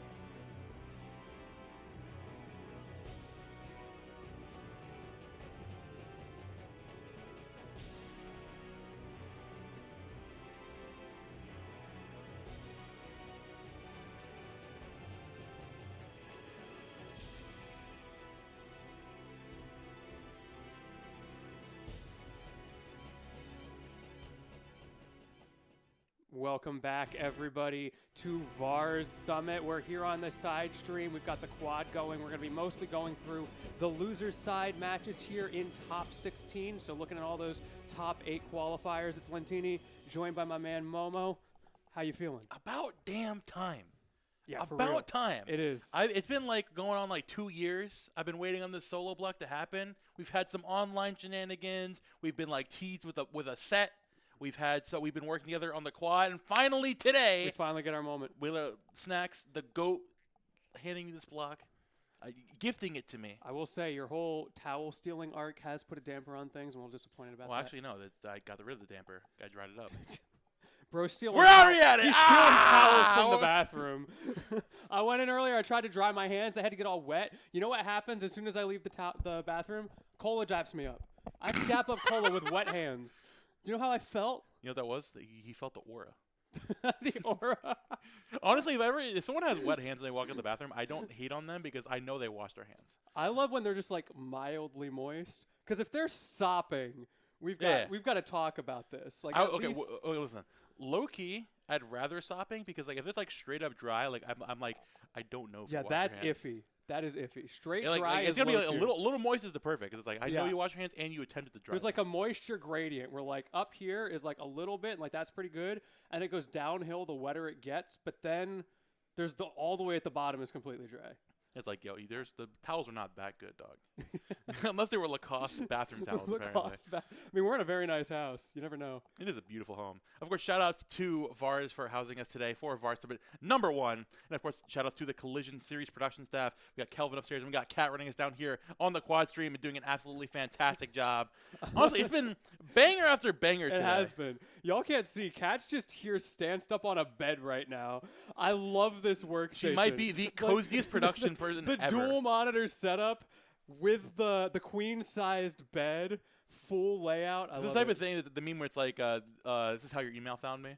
I'm like posted up on the bed. She is posted, doing a fantastic job for us. We're just waiting for some sets to get started, and I'm starting to see some action in the corner, and it's gone. Oh, we lost it. In the mirror? I trust. Wait, am I genius?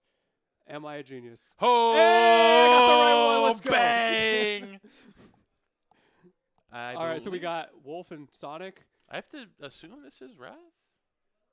Jackal and Wrath, maybe? Is Jackal still in? Jackal is still in, yes. Okay, so Jackal probably did Jackal very Wrath. well. Jackal ended up beating Leo into Spargo like back. I don't know. It was Spargo into Leo back to back.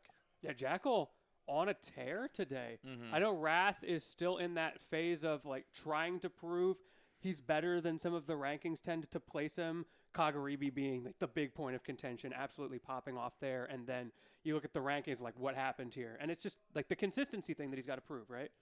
Absolutely, man. I mean, it's all, again, like you mentioned, the longer tournament runs. He ended up getting ranked 40th in the first year ranking, and then everyone was like complaining, like, oh, but the Kagaribi run. And the run where he kind of didn't beat anybody.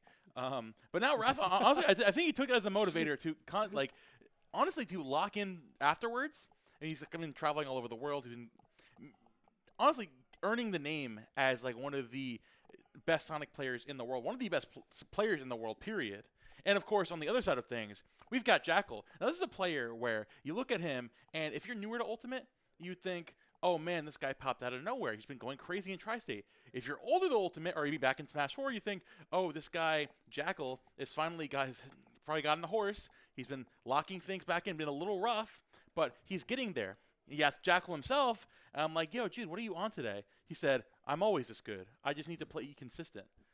See, it's the consistency game. So both of these guys in the same boat, and this is a great opportunity at a summit like this where you have to play so many matches. You have to prove that consistency all the way through as we get started in game number 1. I mean, right over here, starting out on PS2, now obviously nothing crazy here, but I mean, you see Jackal tempering with those lasers, throwing out those lingering hitboxes of the nairs and the forward airs. It's exactly the thing you got to do against Sonic. It's have a reason for him to jump, and have a button to contest with spin dash. Those are two biggest things. Fortunately, that also means that when you throw those buttons out, once you're in end lag, that leaves Sonic up perfectly to combo you into oblivion. As Wrath finds 61% off of essentially nothing. Oh my goodness. Surely that side B was supposed to be a neutral B, right?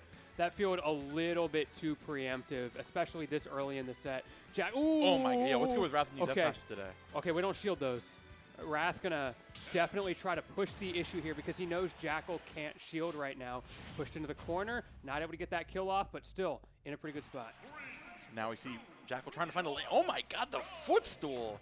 Wrath is doing a fantastic job again, quartering Jackal right now, forcing a situation where he can't represent any of those long-range moves. So he's going to catch him on the back foot with the dash attack into the back air. Wrath doing a fantastic job of catching Jackal where he does not want to be lingering.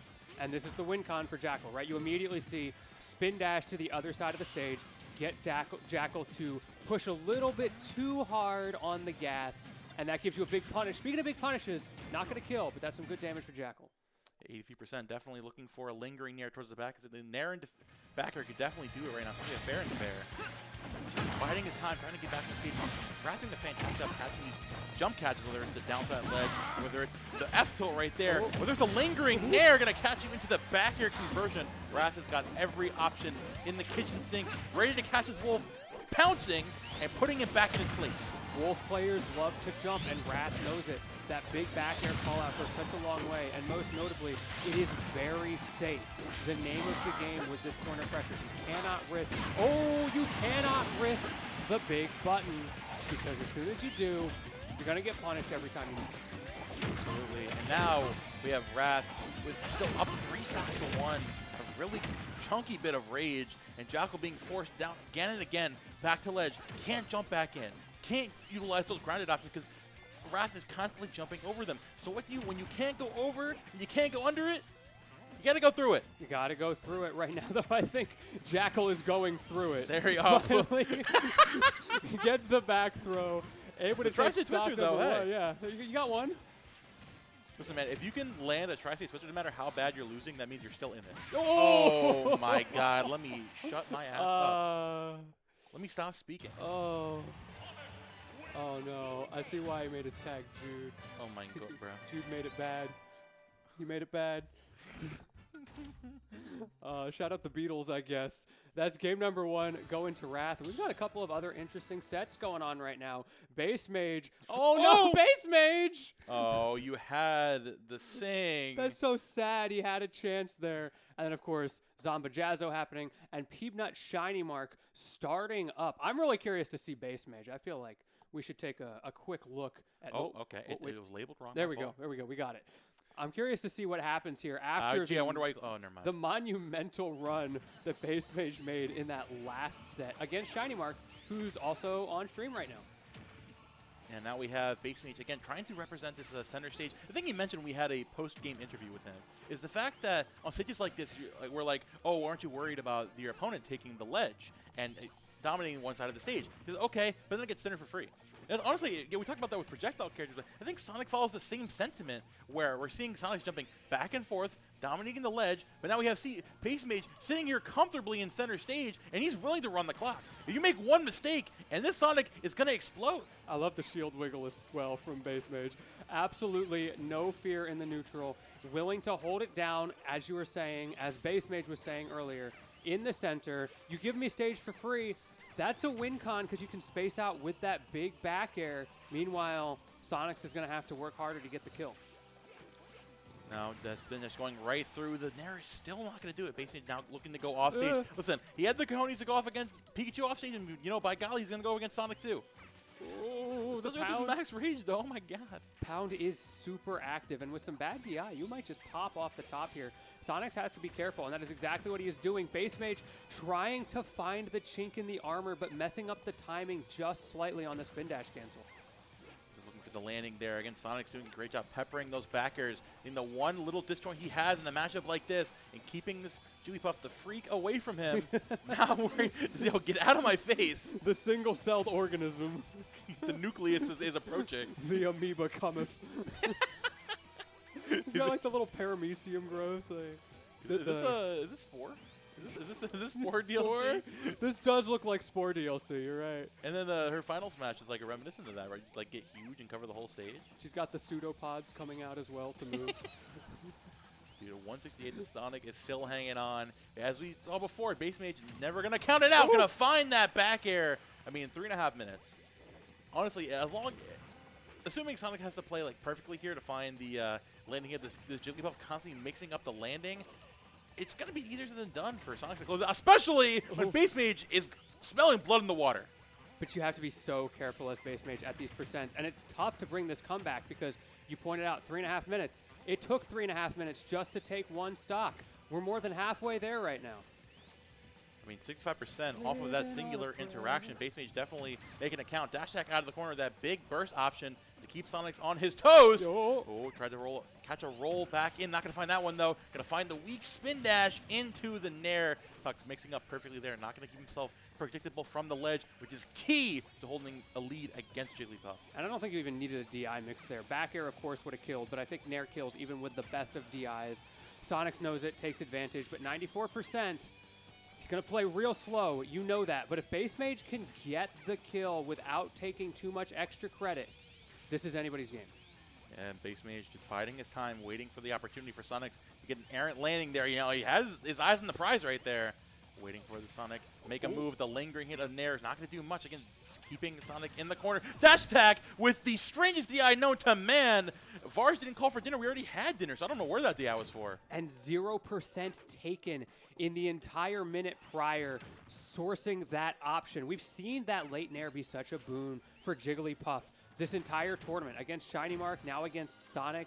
These burst option explosive characters struggle to deal with that ability to option select their oh, what an aggressive timing. You would have died. Sonic still keeping the chase up, not going to give up. That's exactly how it goes against Jigglypuff. Oftentimes, they're reliant on forcing their opponent to overextend and then back away once they don't find the optimal combo route they're looking for. Base Mage, again, letting off the gas a little bit there, assuming Sonic's going to back off. Sonic's getting right back in the mix, saying, nuh-uh, I'm taking this stock now. Nuh-uh. This Tyra Mithra arc. Could you imagine Sonic with that option in the toolkit? Like, oh, you hit me in one frame? Too bad. Sonic with a frame 2 jab. Thoughts on that? Frame 2 jab and foresight. Now we're cooking. There we go. Now that's Steve's still a better character. No, imagine Steve with foresight. That make him better? Okay. If he had foresight instead of TNT, is he better or worse character? That hurts my brain to think about. That's too much woke nonsense.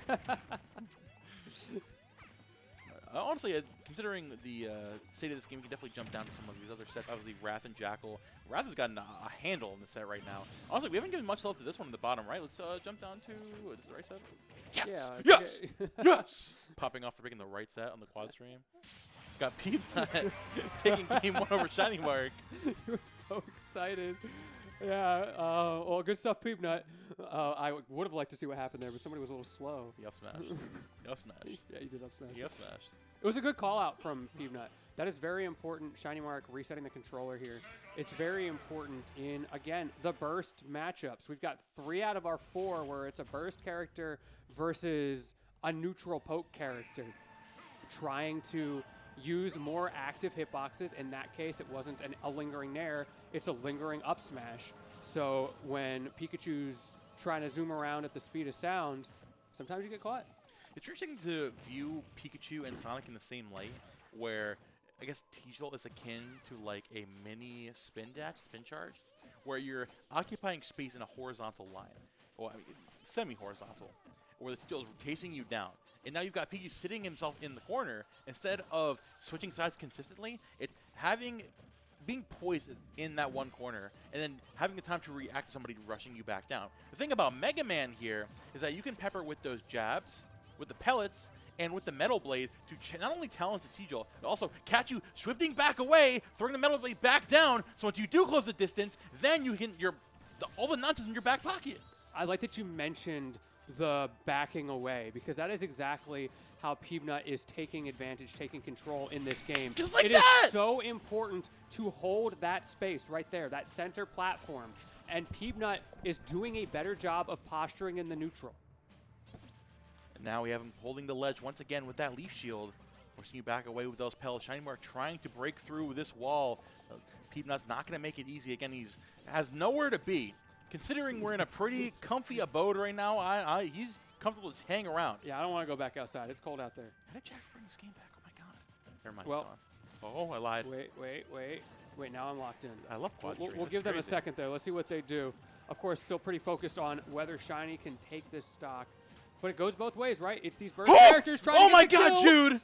Oh my god. Don't make it bad. He took a sad song and made it better. Ooh, you're right. He took a 3-0 and made it better. Yeah, let's go. Reverse 3-0 coming. Hey, Jude. We'll have to find out. But meanwhile, Peanut Shiny Mark still in this precarious situation. Should have SDI'd that. Dude. Fire the Pyro smiling down. Yes, now you know. He doesn't need to hear us. He's over on main stream. There's a disturbance on the, he just has the quad stream. He's not watching him. Wait, He's now listening. I'm scared. He's listening for Pikachu dance. If I pull up Twitch chat right now, is FTP going to be in the chat?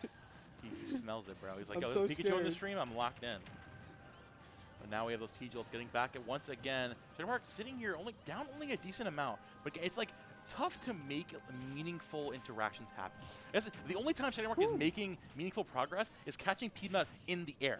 On the ground, Peanut's got to unlock with the landing forward airs, the landing back airs, and those leaf shields. And the pellets as well. When it comes to, the biggest thing is, Mega Man has to wind up by jumping up on Rush, by going for a landing down air, for going for a fadeaway back air, or a fadeaway up air. He has to actually get in the air in the first place. And Pikachu is really good at playing in those dogfights.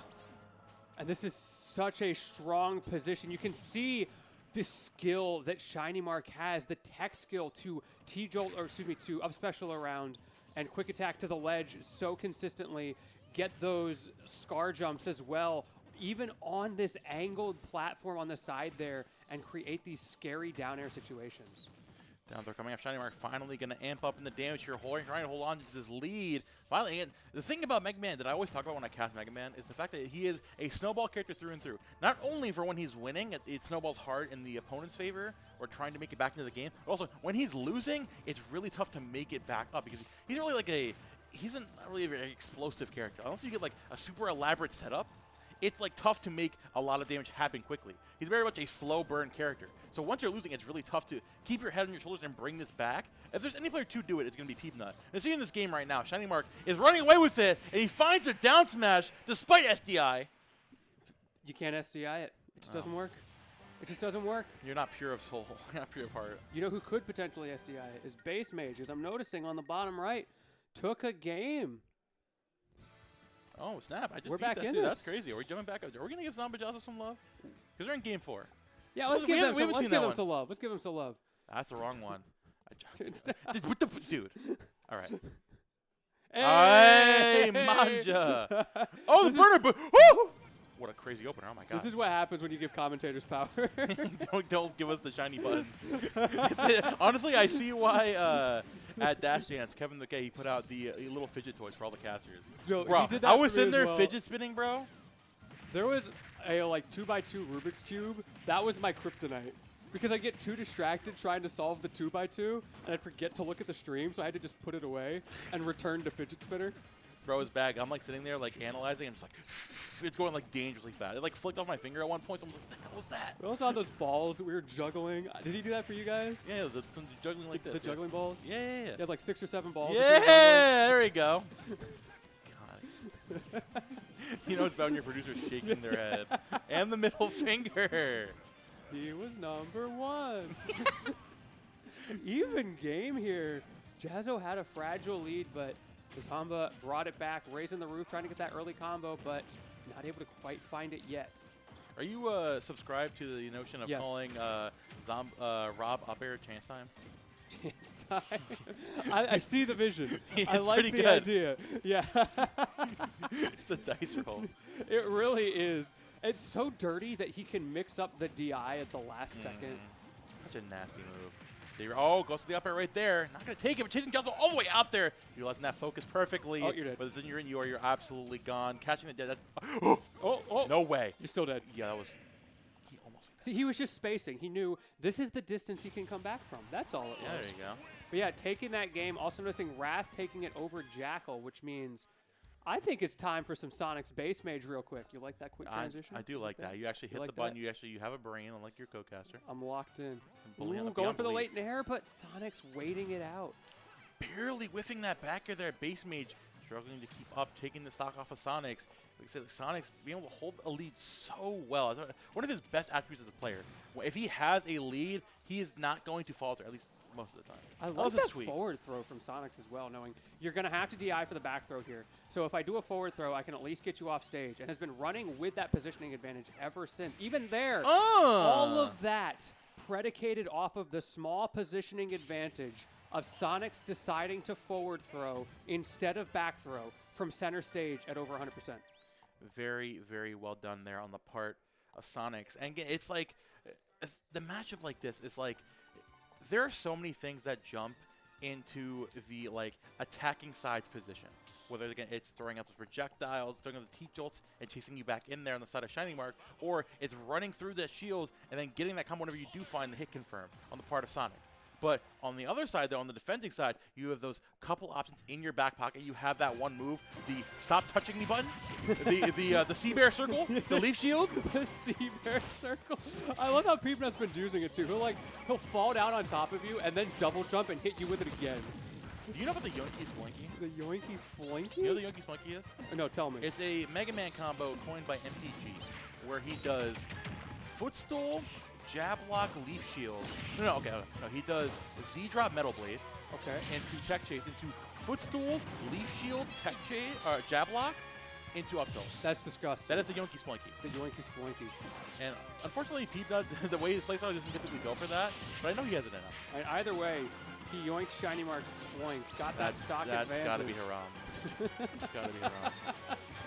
And here comes the leaf shield as well. T-Jolt just doesn't want to deal with it, but he just brings it back. I love this. So much leaf shield. Avoiding that crash on just barely. Again, just the point blank T-Jolt right here is crazy. That's got to be like have some hate in there right there. That is just hard belief. You're not going to show this.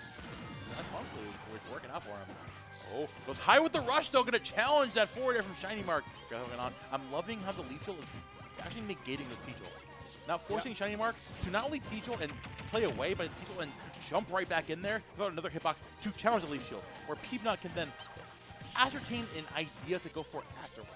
There's so many situations where both players are, for the most part, correct on reading the other's defensive options, but they're just getting outspaced so they can't get the punish. Oh, no. Back up. Playing it on the game, trying to pressure that shield with the leaf shield of his own.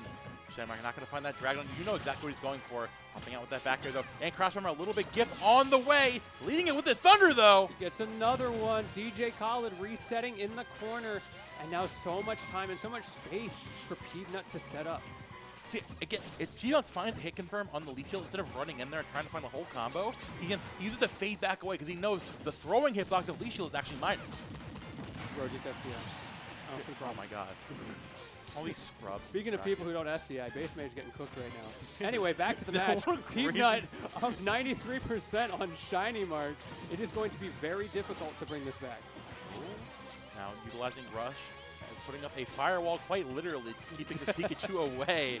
Pikachu as well, throwing a Crash Bomb. Everything out of the kitchen sink, everything out of the junk drawer, true, while we're at it. Yeah, thankfully, he subscribed to Norton VPN, so he's got the speed to think through these situations, but you might have to think a little bit harder.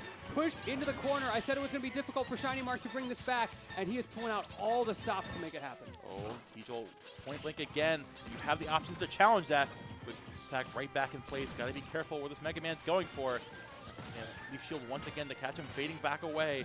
Metal Blade putting in so much work here.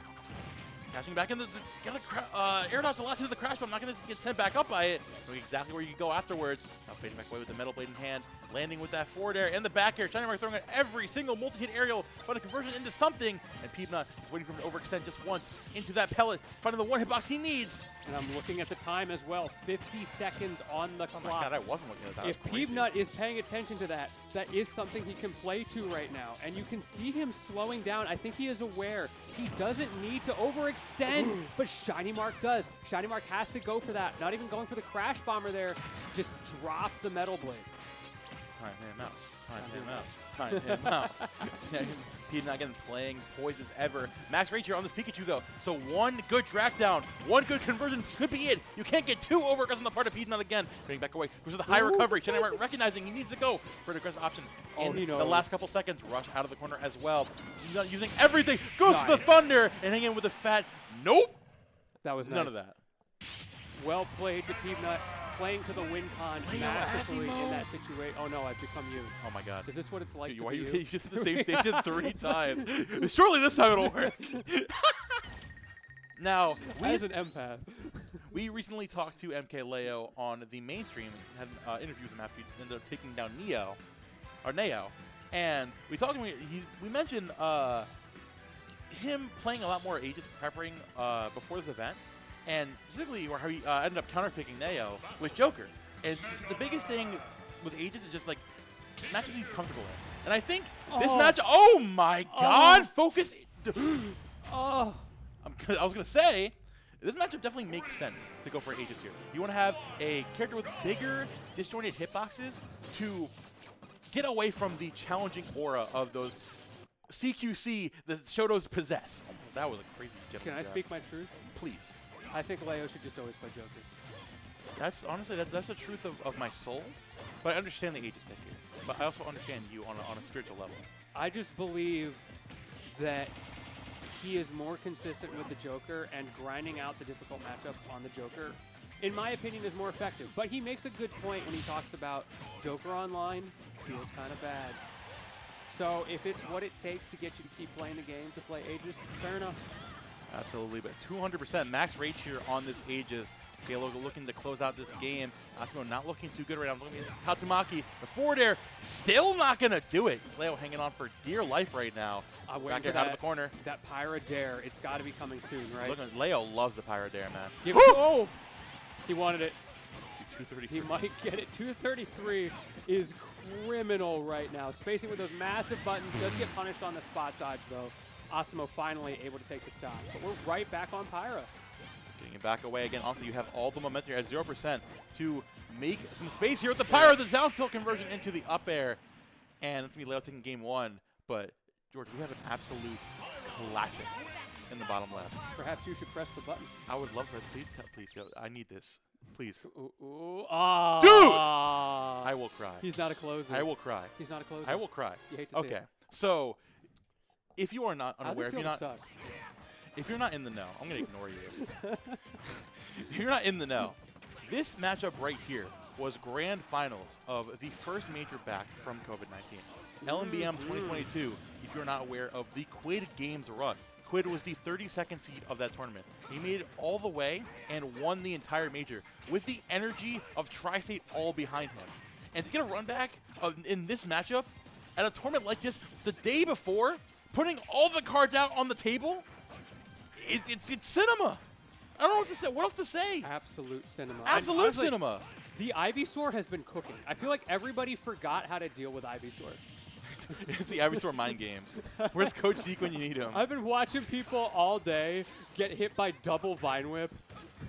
Have you even watched people get hit with oh my god. Or like Vine Whip from Ledge. Honestly, anything Vine Whip. I'm watching like Leaf Blade up air. Like, what are we doing? It's gross. Like, Harry into the grab. I'm just and gonna the like grab too. flamethrower here. Do it to him. Oh, never mind. Okay. Coming out. Waiting patiently here at the ledge. Gonna catch the air, jump back in. And honestly, the thing I mentioned earlier in the day about Quid is that he's really, really good at calling out jumps. We saw it towards the end of that game. He caught not only Cole immediately jumped back to ledge there and tempering his where he's jumping, but also it was the jump past the ledge with a perfect, like not even like a hesitation. Like sure, like, I know you're gonna jump behind me. I'm gonna go for a jump there. Quid is playing phenomenal today, honestly. Yeah, it's been very fun to see what Quid has been able to do in the 2026 meta with a 2019 character, right? True. We've talked about it The several warranty times on today, PT right? has definitely ran out at this point. The warranty is hard expired. They're definitely throttling the processor at this point. But Quid is making it work. Dude, we've got absolute cinema on the quad stream right now. This is peak. All 4 sets, absolute bangers. Now, there's I don't want to touch that bottom right.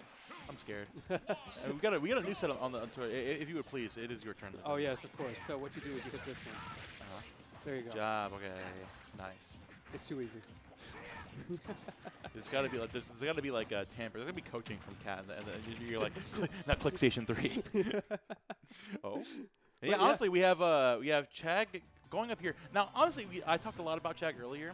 The fact that like he's been traveling worldwide, everywhere outside of the U.S. because he's been having a little bit of visa issues, unfortunately. But still, being able to make into the top 100 ranking at 99th place specifically. And not only that, the last time most of these people saw Chag was him representing the Palatina. But he's been, for the most part, in the last 6 months or so, been representing Min Min. And even before that, like the Min Min has been around for a while. It was like a crusty pocket for a little bit. Then they get like an actual like decent secondary, and now it's like a genuine co-main. Wait a minute, like this has co-main. Situations like this where you have this matchup that the character just thrives in, take full advantage, and Hurt is... Yo, did you see what he went for there? That would have been the most insane cook of the 20th century. But it is not 20th. The 20th century, exactly. You heard me right. Bro's going back in time just to cook. Oh my goodness! Oh, he's turning the button. He's turning, I love bro. It, like, forget cooking. I'm just gonna hit up smash in the corner. It'll hit eventually. He's cooking the upside. He's cooking the mortar, bro. It's such a strong move. Ooh, no punish on the dash attack because of the weird cross-up properties. Chag not down ready. Throw? Trust. I'm trusting. I put my trust in Chag always. In Chag we trust. True. Back in max rage here on this Min Min. The Power Dragon Arm going off stage with the Dragon Nair. Goes up there, not going to find the Nair just yet. Giving it back away. Honestly, considering the, obviously we're going to make the comparisons we're seeing Hurt fight a Min Min to Doramiki, right? I think the biggest thing I'm seeing here from Chag is, honestly, he's taking more of a proactive approach in general. While obviously Doramiki's combo game is my strongest. He's the best Min Min combo game in the world. Sure. It's the fact that the way that Chag is going for is that he's tempering the expected like jump option. Obviously, against Min Min, you're gonna jump. You stand on the ground, you're gonna get hit with an air, with an F tilt, with an F smash.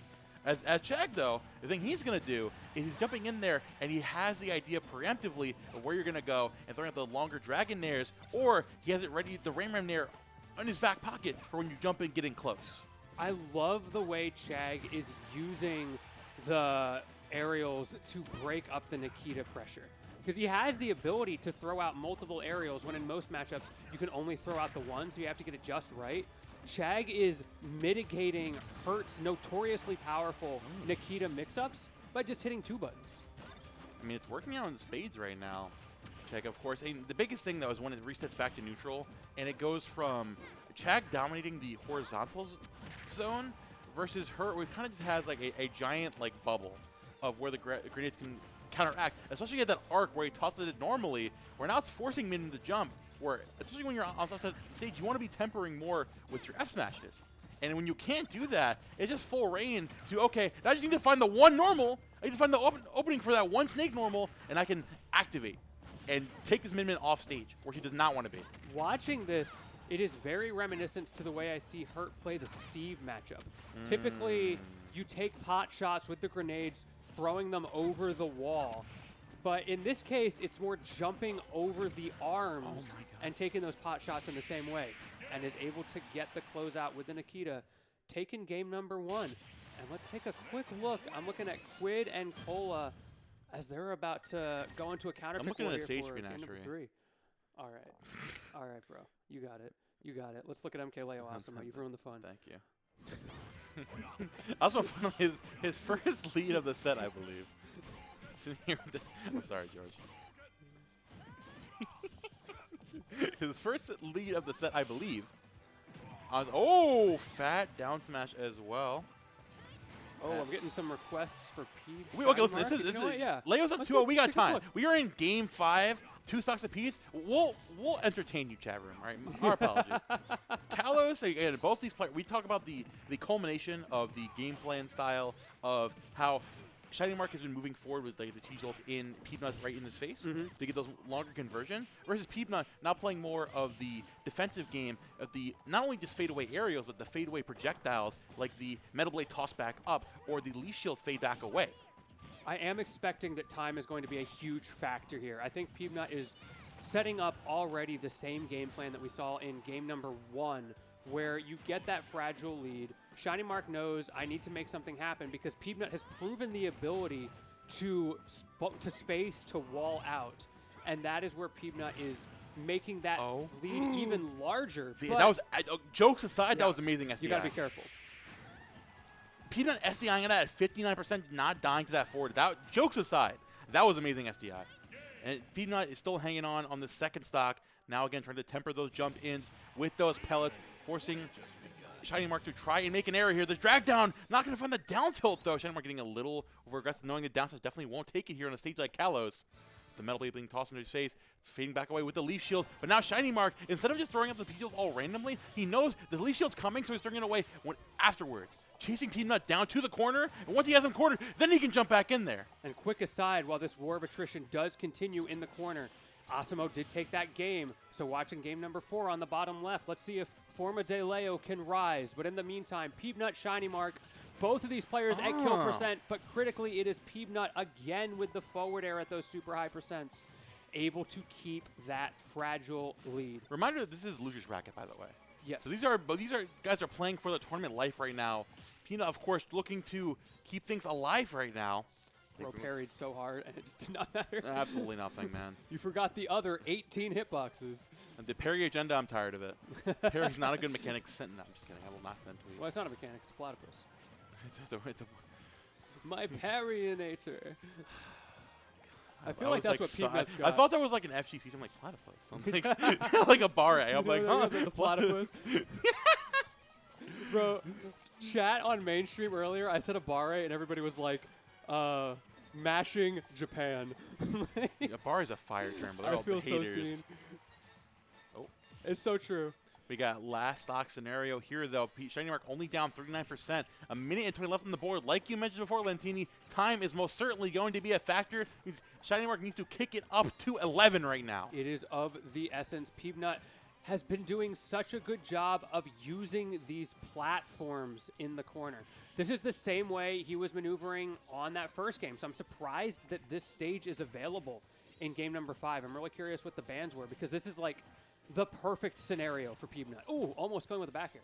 Knocked from the crouch bomb, though. Again, the Metal Blade to catch him, drifting back up. Now getting back away. 47 seconds on the board. Peanut has no intention of approaching right now. Like, Shiny Mark, you got to come to me. I've got a lot of space. Get away from me, dog. And Bro's at 8% too. It's going to be really hard to cheese him at this point. Shiny Mark has 30 seconds. Pure desperation choices at this point. We're going to see a lot of hard reads, a lot of extreme aggression, because there is nothing else left on the plate. Now waiting for that jump back there. Not going to find anything off of the dragging down there, drag down back, or dragging down forward there. Shiny Mark throwing out every single option he has. Peanut is just jumping around, playing point-and-click simulator. Yeah, it really do be like that. 10 seconds. Yeah, Shiny Mark still trying to make it work with his dying breath. But Peanut going to take this. We are going to time. Yeah, he's just chilling. Taunt. Yeah. Oh! Aura. Aura, that's better than a taunt. He got farmed? Hit him with the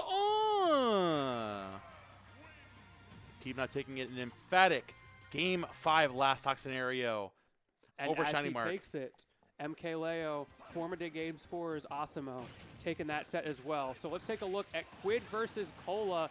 Cola taking the first stock in game number 4, trying to make a game 5 of his own. As you mentioned earlier in the day, right? The way that Cola approaches is like he's very much a forward-pleasing player. You know, pretty cerebral in the way he plays. He approaches this way.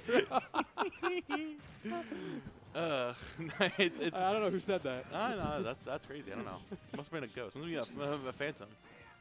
Ooh, that back throw not quite going to kill, and the fire breath looping in the corner. But the thing is, Cola does get to just mash through that, and you run out of fire eventually, and actually forces out the Squirtle here. Yeah, such high percentage right now. Honestly, a Squirtle could take it with not that move. I wasn't gonna say withdraw, but you know what? That was pretty funny. But not only you're perfectly primed at low stock right now. Low percent, I mean, to get the longer-ended Squirtle combo. Also means you're susceptible to losing your stock fairly early to a Dancing Blade or an F-Tilt. Be careful, that's probably going to switch to the... never mind, he's actually sticking the Squirtle. Ooh, there we go. He has a hard read! Switch. And this is a difficult situation. Ivysaur, of course, has been Ivysaur mind very games! well for Quid. Ivysaur mind games! Oh, the Tri-State Twister, oh my god. Wait, don't get down aired. Or do. It's your funeral. Up to you. Or do, we don't I care. believe in the power of choice. Oh, there goes the Leaf Blade again. Keeping Cola back on his toes. Keeping these to an even game after all of that. The Ivysaur, like you mentioned before, Lentini, it's been on the money today. Bro is dash backing. He ran out of stage, though. Ooh. Oh, okay, that's what he had fall through up there. Yeah, not quite high enough percent to hit on the platform. What? Did he just floor hug the dancing blade? Did he floor hug that? Melee, is that you? I'm talking about a different game. What happened? Don't let Coney see that. I don't know what game you're talking about. Sorry, Coney. Cola definitely amping up here again. He's begging for the Squirtle to come out. He does not want to face the Ivysaur. Even though Roy has a better matchup against the Ivysaur, it's the fact that, honestly, it's the dominance of the Ivysaur utilizing the disjoints, playing at the range, even though it's like a little more range than Roy. It just, that little bit matters so much more in a matchup like this. Yeah, he's not like some players who jab unsafely in neutral. That is for sure. Taking full advantage of these safer buttons at down tilt, trying to get the combo started, right? You want that early percent Squirtle tax. But this is another situation where I feel like you're going to get forced onto the Ivysaur as soon as he gets a chance. And now, honestly, Cole looking for a jab around 80% right now could definitely confirm into a kill. Wait. Coming out into the Vine Whip. Wait a minute. Oh, tried to go for the fade back forward air again, but Cole hanging on just fine with his forward air of his own. So throw through again the Vine Whip. Dude, you were not lying. I have seen this situation You're gone. before. You're oh, he Come on. Where is it? This was your moment. Oh, he's hitting the LNBM on him, bro. That's how he won LNBM with that. Bro, this is forward throw. Yep. This is just, we're watching a replay right now. it's like a we're going in a portal back. You're gone. Oh, you did. Yeah. You don't even need a Jared at that point. That's okay. We got the game 5. Oh, Jackal Leo run back. Oh my God. We're gonna have to zone in on that set shortly. But Quid Cola. We're closing it. We're sticking to this game 5. We gotta stick this out. Sorry, Chag. We'll watch Chag, see if Chag can bring this back. Hurt looking like he's we're probably the last got time. it locked down. Okay. Deep breath. You got this. Oh, nope. That's what we're on. Nope. Dude. There you go. I was gonna click that one. I overthought it. God. This is like when you're not sure on a test. You just pick whatever comes to your mind. It's like when the answer's like C like 5 times in a row. Oh, I hate that. Did you know statistically C is the most common answer? Yeah. These teachers trying to fake us out. Look at that. Hurt trying to fake Jag out here. These grenade pulls. Keep him back in the corner. Jack trying to find that lingering conversion there off of that ram back in. Dash back in with the ram there. Oh, here comes the Nikita. Be careful about that. Trying to turret away. Not going to find anything like that. Honestly, both snakes in the bracket here today, the Nikita usage has been quite phenomenal. It has. They have gotten to a point where they have to be so tricky with it, because if you don't have those micro stutter timing mix-ups in your Nikita movement, you're not going to be able to consistently hit people in the year of our Lord 2026. I love watching Hurt, especially with that, because you see the little jiggle that he has in the Nikita movement where it looks like it's just moving forward, but he's ever so slightly slowing it down or speeding it up to catch you off guard. Now Cole here looking to accentuate this lead and keep things going, saying, you know what, buddy, the year is 2026, and I'm back for blood. 79% up a stock and a half, but I mean, Quid's been in this situation before, and Cole honestly does not want him to escape whatsoever. Yeftel just poking barely through underneath that forward air. Again, we're going to find that grab there with the Squirtle. I mean, Quid needs a stock right now, and Ivysaur is the stalker getter. The stalker getter. Stalker, that sounds really bad. Oh my God. Almost getting the stalker getter right there. Derogatory. Get poked, kid. It's even stock. Stalker getter with 3-2-1. Those who know. Was it 3-2-1? What's the tag? 3-2-1. No, stock taker. What was it? 3-2-1 Penguins? No, you know stock taker. Was it 4-5-6? Risk taker? You know stock taker? The guy who got 7th at Shine 2022? The Wolf player? You're not in the know. I gotta tell you later. That's I'm crazy. not a ball knower. Not a ball I'm knower, sorry. Russ. That's crazy. What are you doing in my region? Go home. I would, but we're snowed in. We're stuck here. Almost max rage here on this Ivysaur. Looking to keep this Roy back. Oh, the run through! What a brave spot dodge. Cole had the repel, bro. The wild Pokemon ran past him. Get me out of here.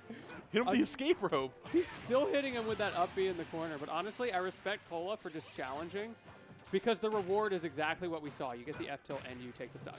Comes in there from Quid, though. But he has to roll read in there with the down smash, because he found out of the corner. Yeah, Jackal just hit a I don't know flash if we at saw 40. that. That was crazy.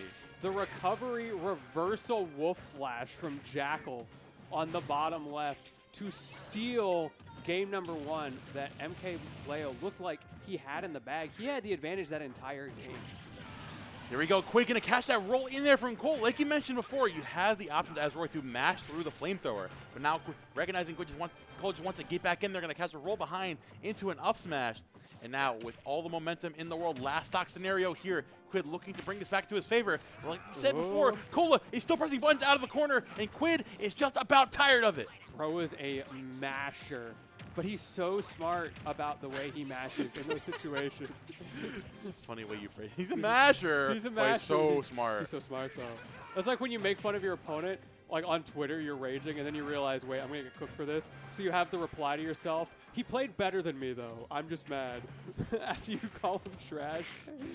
Like, I got outplayed, but his character's broken. The up tilt there. Looking playing the last scenario. Not going to find that nair out of the corner just yet. Cola trying to keep Quid on his back toes. The jab not going to confirm instead. Out of the corner. The down to the aggressive down air. So you can Charizard here. Now waiting for a landing here from Cole. Oh my god, not going to find the roll behind. Cola had such an advantage. And the up tilt back away. And Quid just barely closing it out. The patience of the gods coming out towards the end of that game there. Cola waiting for the desperation option from Quid, and Quid did not give it to him. Wow. Cinema. Absolute cinema. What a way to turn that around. Because like we said, Cola was ahead that entire game, but then the Ivysaur comes out. The Ivysaur just keeps coming out for Quid, and no one has an answer. And then, of course, at the very end, beautiful spacing with the Charizard. Oh, here you go, Jackal. Again, up a game here. And into another wall flash.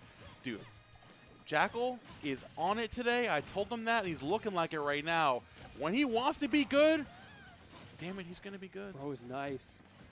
And the struggle of the consistency for Leo, such a predictable recovery timing there means that Jackal gets to go for the simple side B to ledge. That's an old school way of playing off stage, and it's working very well even against Leo right now. I love seeing two seasoned veterans facing. Oh Again! My god! It's just checkmate. Yo, put the Joker in the bag. Please put the Joker in the bag. Leo keeps doing the same thing. He jumps and then he up Bs. The thing is, obviously the only other option is to go go for a very risky recovery, but we need something else. I feel like something like akin to a photon edge to catch a hitbox down there, akin to maybe a sharking There's nothing with the Pirate Ace. The problem is he doesn't have the time. If he goes for a side B there, he's cooked. He's too low. We need something. Maybe a reverse up B, maybe a delay on the utilizing maybe Blazing End, utilizing the Pirate neutral B to to stall your recovery a little bit. Something, anything. You know, I'm grasping at straws here. Jackal is making it look very difficult.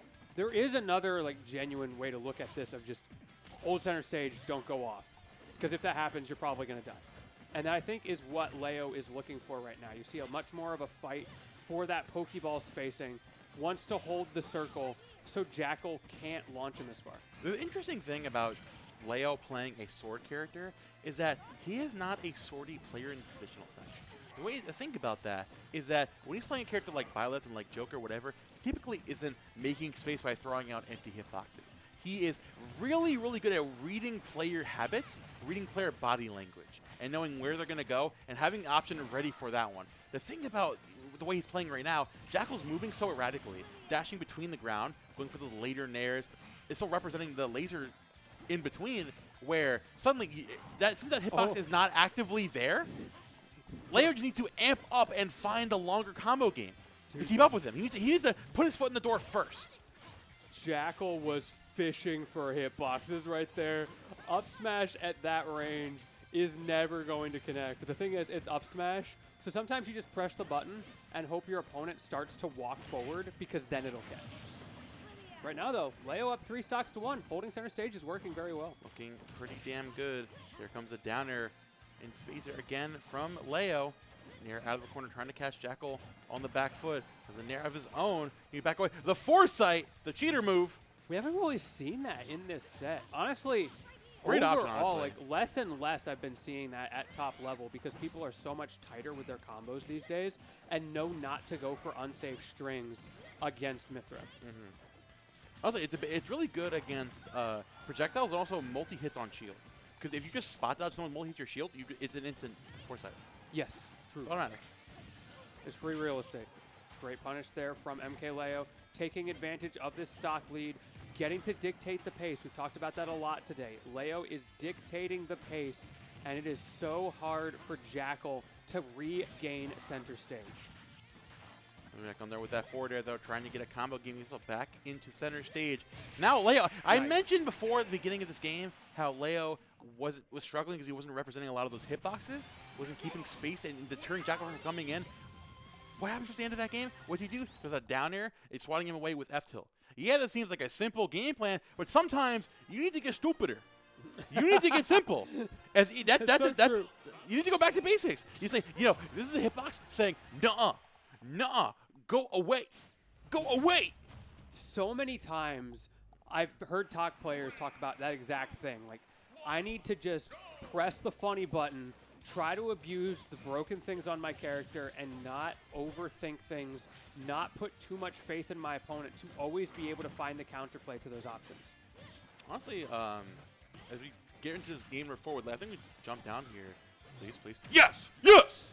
We got the right one. Thank God. We're in game number 2, Omega versus Peanut.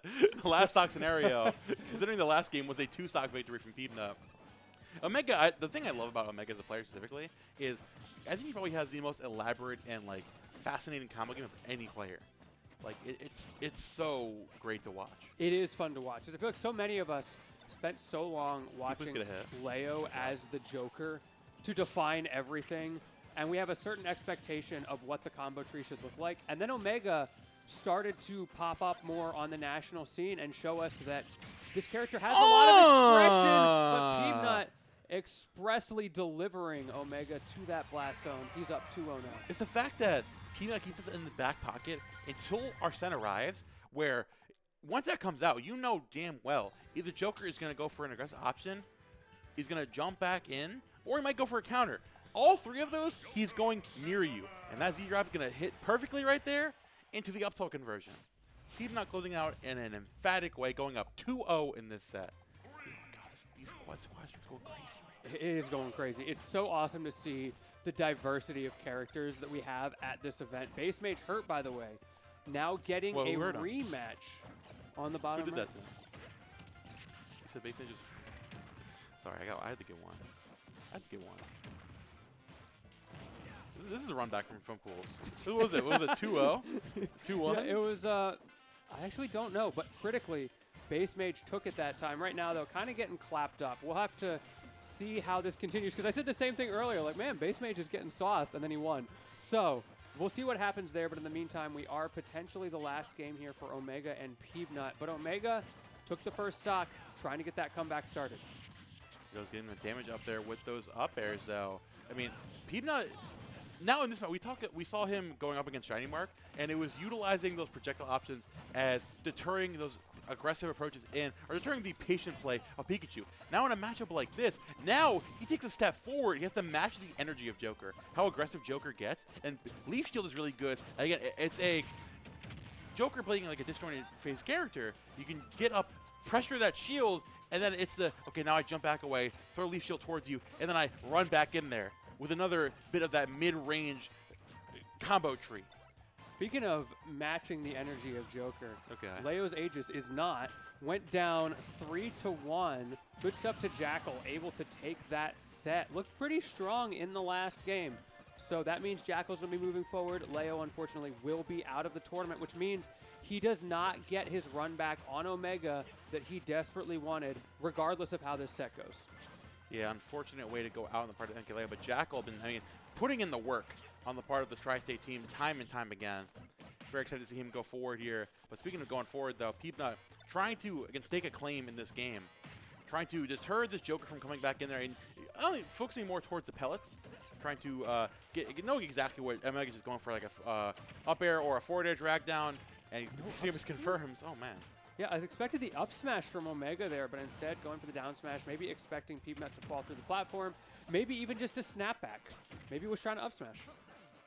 Coming away with that crash bomb, though. The Aegon not going to do it just yet. Omega looking to catch a landing here on the part of Peanut. Once again, max rage here. What the freak happened? He fell out of the F-tilt. Plot armor for Peanut. He floor hugged it. He is the best Mega Man. Okay. Tony, I'm so sorry. Pellets again. 70%. Arsene is about to go away. And it's exactly Peanut's idea to go back in there. Then we tried to get back in there and dash attack immediately before Peanut had time to react. Not going to have any part of it, though. Fading back away with the AHA. He's going to catch a jump in there as well. The Metal Blade in hand. There's nothing the Metal Man can't do, but no tech there on that platform, though. And finally, I'm going to find the conversion there. Bring it to last stock on the part of Peanut. Oh, that's weird. Okay, we're fine. We're fine. Actually gets a reversal. Called a bait. Calculated. Omega, you're a genius. Hold that free 37. I planned that. He didn't plan that. Not in the slightest. That's okay. It was a great reversal, though. Recognizing that Peanut overextended just a little bit. And that's a nice, juicy combo. Not going to find the up tilt over there just yet. It's back off stage, though. Great tech in place on the part of Omega. And now with Arsene online, just looking to find, honestly, looking for the stock. Smelling the blood in the water, looking to take the stock off of Peanut immediately there. Catch a normal get up there. The down tilt. Oh, get him away. Yeah, the down air breaking up on that up air there. Omega okay for a moment, but does drop the stock. Peanut is very good at these clutch situations. We saw him live to, what was it, 170 on the first stock. If he can do the same triple down air. Are you, did you see that? I'm sorry, you're locked into Omega Peanut. I just saw the last 20 seconds of Jazzo Quid was Quid going for a withdraw. Quid's at 90, Jazzo's at 0. Quid going for a withdraw from the corner, bouncing off shield. Jazzo looking to punish it with a Tatsumaki, getting water gunned off stage, falls underneath the ledge, piles himself at 0. That might be the worst game I've ever seen. That's so bad. Withdraw is good. Trust. I'm sorry, I just had to speak on that. And that's going to be Peanut on 3-0. Wow. Started to ruin the big moment at the end of that game. Once he got the triple down air, the momentum was just entirely on his side. I feel like Omega didn't get to properly reset the neutral and get comfortable for the entire rest of the game. Fantastic stuff there for Peanut. And honestly, after a nail-biter clincher of a Game 5, it's your turn. It's your turn. Dummy! Oh, Owned. Wait. It's okay. We're fine. Owned. We're fine. I planned that. I just wanted to watch you lash out. We need to talk about your anger. Dude, not with RJ in the room. You were so poised for that. I was so ready. Yes! The H-Box pop-off where you click the wrong button. Could you imagine every time H-Box presses the wrong scene, he just crashes out on his OBS? Fist through the monitor. It's like that old YouTuber who had like the $1 keyboards, and every time something went wrong in a game, he would just smash the keyboard and then take out a new one. So funny. Here we go. Game number 3, Quid versus Jazzo after Quid running with highway robbery in the last game. Jazzo obviously is a little upset. I'm sorry, that Tatsu definitely like hypnotized me. Now I'm getting with the Ivysaur mind control. See, it just works. It's spreading, bro. Jazzo, though, finding the answer with this Ken. Look, the man lost his family. Nothing phases him anymore. It's true. Bro got boom divorced. Have you seen that? Yes. I did play SF6. Anytime in the first few months, I was always like, boom, force. Ooh. Oh. I feel like that's what's going through his mind every time he gets a parry. Getting divorced. Losing his custody He's of his stuck in the children. time loop of custody loss. And that motivated him to get a 3-stock, clearly. That's what fuels the fire inside of him. He's like Prince Zuko. Prince Zuko, who was a middle-aged man. Prince Zuko was a middle-aged blonde. Is that what happens in the Avatar movie? The live-action one? Aryan Zuko. Oh, my God. But Game 3 does go to Jazzo. Quid gets the counter pick advantage for the rest of the set, so it's going to be difficult to keep that up. In the meantime, Base Mage continuing to struggle in this run back against Hurt, down an entire stock and unable to find answers so far. And I think this is loser's side, right? Yes. Both these players are fighting for their tournament life right now. Specifically, this is to drop down at 17th place. Man. No, I lied. I completely and utterly. What am I talking about? Is it not 9? 9th. Okay. Oh my God. Ninth Am I place. good? Am I good? Please tell me if I'm good. You're still thinking about Aryan Zuko. I am. that hit me with the the stutter step. That was the mind control. Which is exactly what Jazzo's doing in neutral, speaking of. He's playing the footsies. And up tilt in the corner. It just works. Todd Howard smiling on that move. It just works. Oh, now here comes for the water gun from out of the corner. That's pulling him back away, near out of the corner as well. Jazzo still holding on pretty tightly here. Yeah, down tilt into the F is going to do it, the roundhouse kick. Jazzo finally looking a lot more confident here in this game 4. It's been a lot more spacing with those quick hitboxes, whether it's the up tilt, whether it's the down tilt. Things that can catch Quid on the approach so he doesn't have to play timing mix-ups. It's kind of like what we were watching on mainstream earlier with like the Sonic game, anti-Sonic game plans, right? You throw out your multi-hits or your rapid hits in ways that don't let him run that game plan, and the result was a very quick second stop. Dude, Jazzo is motivated not to drop down here at 9th, and Quid, of course, trying to recuperate, trying to make his way back through the down air, fast straight through the Talented City ledge, down a stock and some change. But Quid has done these situations before, trying to make things count here again. The short nature of Squirtle will be the one thing to count him back in here, trying to catch him back. The Talented City kept coming out in the perfect time for Jazzo to still hang on. But it took him so long. Let's go with him in make withdrawal. that What's up with him? We need some Ivysaur magic right now. Oh, Dude, okay. forget the Ivysaur mind control. This is the withdrawal mind control. Oh my god. Okay, Oh, no, okay. Tech, you gotta hit those. You missed it twice! You missed it twice! You deserve all of Yeah, that. you absolutely. Quid could just win this right now. And Ivysaur mind control? Considering you play Ken, you absolutely deserve that. Oh, you're not. No way. Nope, On Talented okay. City, no way. Oh my god, wow. Damn. My bad. Yeah, that move goes crazy. My bad, dude. Well, here, this is honestly the best thing we could ask for. We are here, the last top 8 qualifier on loser's side. Loser drops down at 9th place. Jazzo versus Quid. Game 5. Game 5. It all comes down to this. Quid has been making statements today against some of the best in the world. And Jazzo, of course, to get as far as he has, will have had to do more of the same. But I feel like the storyline has kind of been in Quid's favor. People have been talking him up all day, really respecting the way that this Pokemon trainer has been playing, which of course speaks to the fact that I for own Jazzo my it's Quid expensive. glaze. I own up to that. I am a Quid glazer through and through. That's the GOAT right there. Yeah, he's all right. Dude. He crouched under the fireball. Oh, dude. Okay, this is. I'm gonna use my one. He's making shit up. This is. This is a little bit ugly. This is not neutral. This is two dudes. What's the opposite of neutral? They're just erratic. This is erratic. They're just throwing themselves at each other. We're playing volatile right now. They're just volatile characters. Very volatile matchup. Parrying multi-hits, jumping across the person, and then the punish getting completely missed. No, I'm not gonna find that Vine Whip though. Finally, in losers top 8 qualifier, somebody has found the way to play around Vine Whip. A little too late in my opinion. But you know what? Oh! No way. Great DI. I'm sorry. I'm all over the damn place. We have another set coming up. I thought this was going to be the last one for the top 8 qualifiers. No, I'm it's not. curious. This is training mode. It's Peep now. He needs it bad. Bro, wait. He needs it bad. Wait, that goes crazy. So this is still our last qualifier then? Yes. There's no more qualifiers, brother. This is the last one. I'm so curious what he's labbing. He needs it bad. He's labbing the Yoinky Spelunky. Who's labbing his PT? Oh, nah. Peanut has put his ticket in.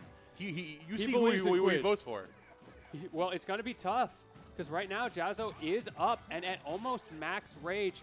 This is worst case scenario unfolding in real time. Especially on Talented City, right? You need to stock right now. Okay. To find the last hit of the up smash.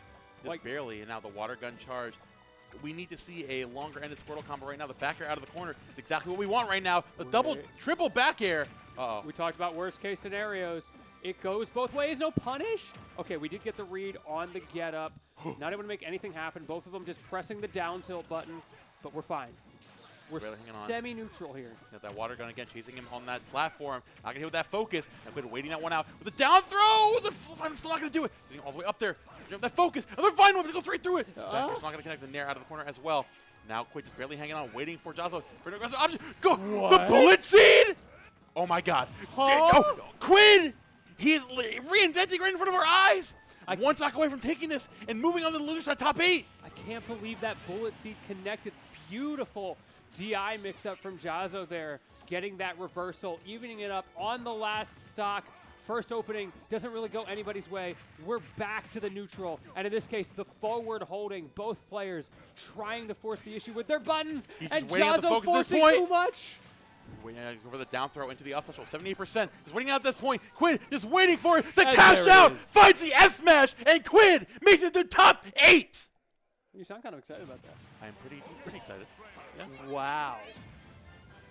I still can't get over that up smash. What was that?